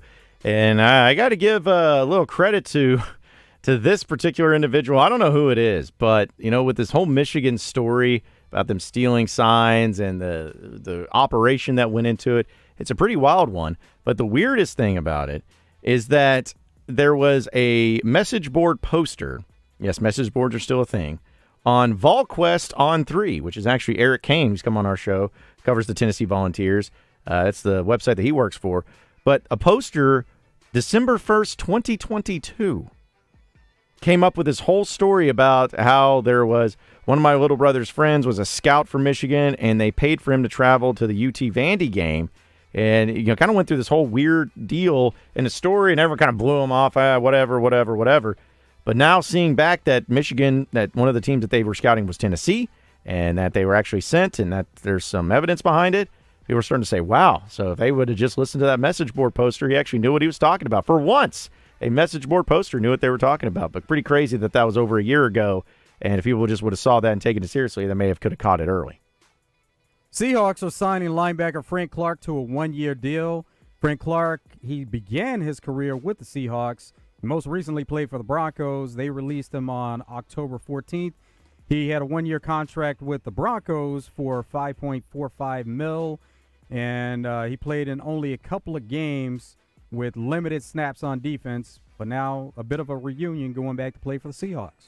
So there was a college baseball player, and the college that he attended or was trying to try out for to make the baseball team was remaining nameless. But when he tried it out, he didn't make the baseball team. He didn't make it. But the email that was sent by the coach was pretty incredible. The email says, quote, "Thanks for reaching out. You were not kept past the tryout based on ability. As I mentioned at the tryout, we would only retain people if we thought they would be able to help us win games this year. We did not feel that way based on your tryout. As for the future, your ability was very, very far away from being considered to be part of our roster.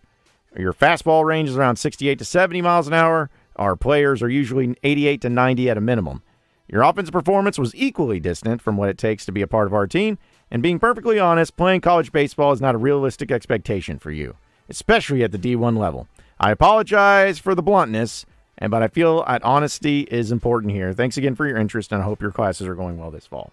So not that I have any issue with what the coach said, but it's just funny to see it all laid out and just very blunt, being like, you can't do anything. You can't help us. You're not even close. You're so far away from even being relative to even getting a chance on this team, but good luck the rest of the way. Sometimes brutally honest takes like that is the best way to lay down somebody, especially when they failed at a tryout. Georgia has landed a 5-star recruit in basketball, Asa Newell, who is 6'9" forward at Montverde. He says, "I believe in Coach White and what he's doing with the program." He chose Georgia over Gonzaga, Alabama, Texas. But he also went on to say, "My brother is on the team and has been very positive about the program and how it is daily. I've seen how his body and game have changed. I was born in Atlanta but lived in Athens for 10 years. It's home for me. Yes, they've won back-to-back national championships in football. That's great. But there's also a hunger for Georgia basketball to be great. I want to build a legacy at Georgia." So love the crime stories, especially when people are getting caught, because that's at the end of the day, people who break the law need to be caught and tried and punished and all that. But I will give a shout out to these 4 men. According to the New York Post, they've been charged for allegedly swiping $234,500 in dimes, which is over 2 million dimes, mind you, from a tractor trailer. And also, it's the latest of oddball heists because in the same crew, they've also been accused of swiping truckloads of beer, tequila, and even a trove of frozen shrimp with 6 refrigerators. So sometimes they may not even know what's going on inside, but I can't imagine what you would do with over 2 million dimes. And how do you make that work? And how do you even carry that? I have so many questions, but they didn't get away with it. But at least, who's carrying around $2 million worth of dimes, or 2 million dimes, because it wasn't a bank, it wasn't a business. So anyways, just lots of questions, but they ended up getting caught, so it didn't matter in the end. Browns coach Kevin Stefanski has revealed that P.J. Walker is going to start this week against the Seahawks as the Browns take on the Seahawks.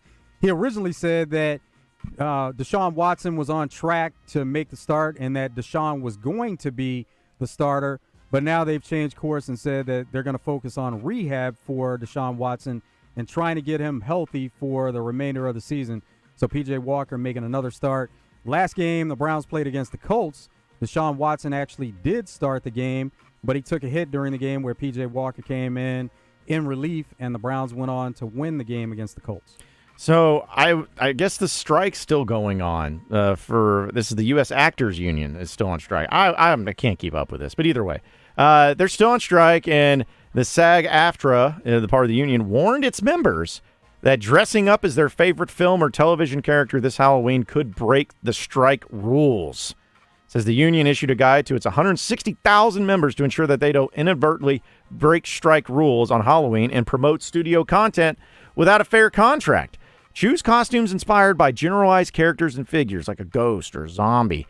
And the guide advised it, and adding that members should not post photos of costumes struck by content or on social media. And the response to that was everyone telling them to basically get bent. And I know the strike is worth something, and they're probably very upset by something, but I don't feel like dressing up in any sort of Halloween costume, especially if it's a character of a costume of some sort of movie or production, whatever. Doesn't matter. I don't think that's going to break your cause, but that's about as ridiculous as I was expecting it to be when it comes to anything that's going on in Hollywood. Cher gave some details about her relationship with her boyfriend, A.E., Alexander Edwards, who is 37 years old, and Cher's 77, so there's a 40-year age gap. She said, sometimes I'm talking to him, and he has no idea what I'm talking about. Just the other day I asked, do you know who Clark Gable is? He said, yes, of course. She said, but a lot of times they'll be talking about things, and he'll look at her and go, I wasn't born yet. So she did describe him as being reserved and obviously more shy than she is. But she said, we have a great time together. We can talk about music. We can talk about everything. He's got a great sense of humor, and he has the cutest son in the world. We just get each other.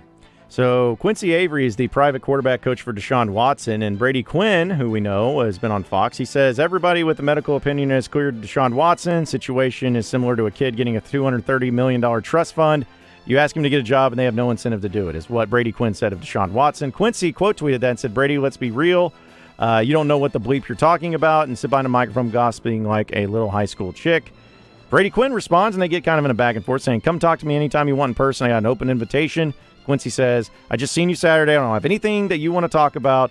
I'm telling you, you are getting things that you don't know. Talking about another man who doesn't know you is weak. He says, well, I didn't see you. He says, point being, Brady responds with, how about we massage this conversation and get it to a happy ending? Does it sound satisfactory? So Brady Quinn coming with a little bit of heat there on Twitter. Richard Roundtree, actor, has passed away at 81. He's most famously known for playing Shaft. So had a great long career, but he's passed away at the age of 81 after a battle with cancer. Well, appreciate everybody listening in to Out of Bounds today. For Joe Franklin, I am John Nabors. Same sports show, same sports channel tomorrow afternoon. Stay tuned, folks. We got Drive Time Sports coming up next.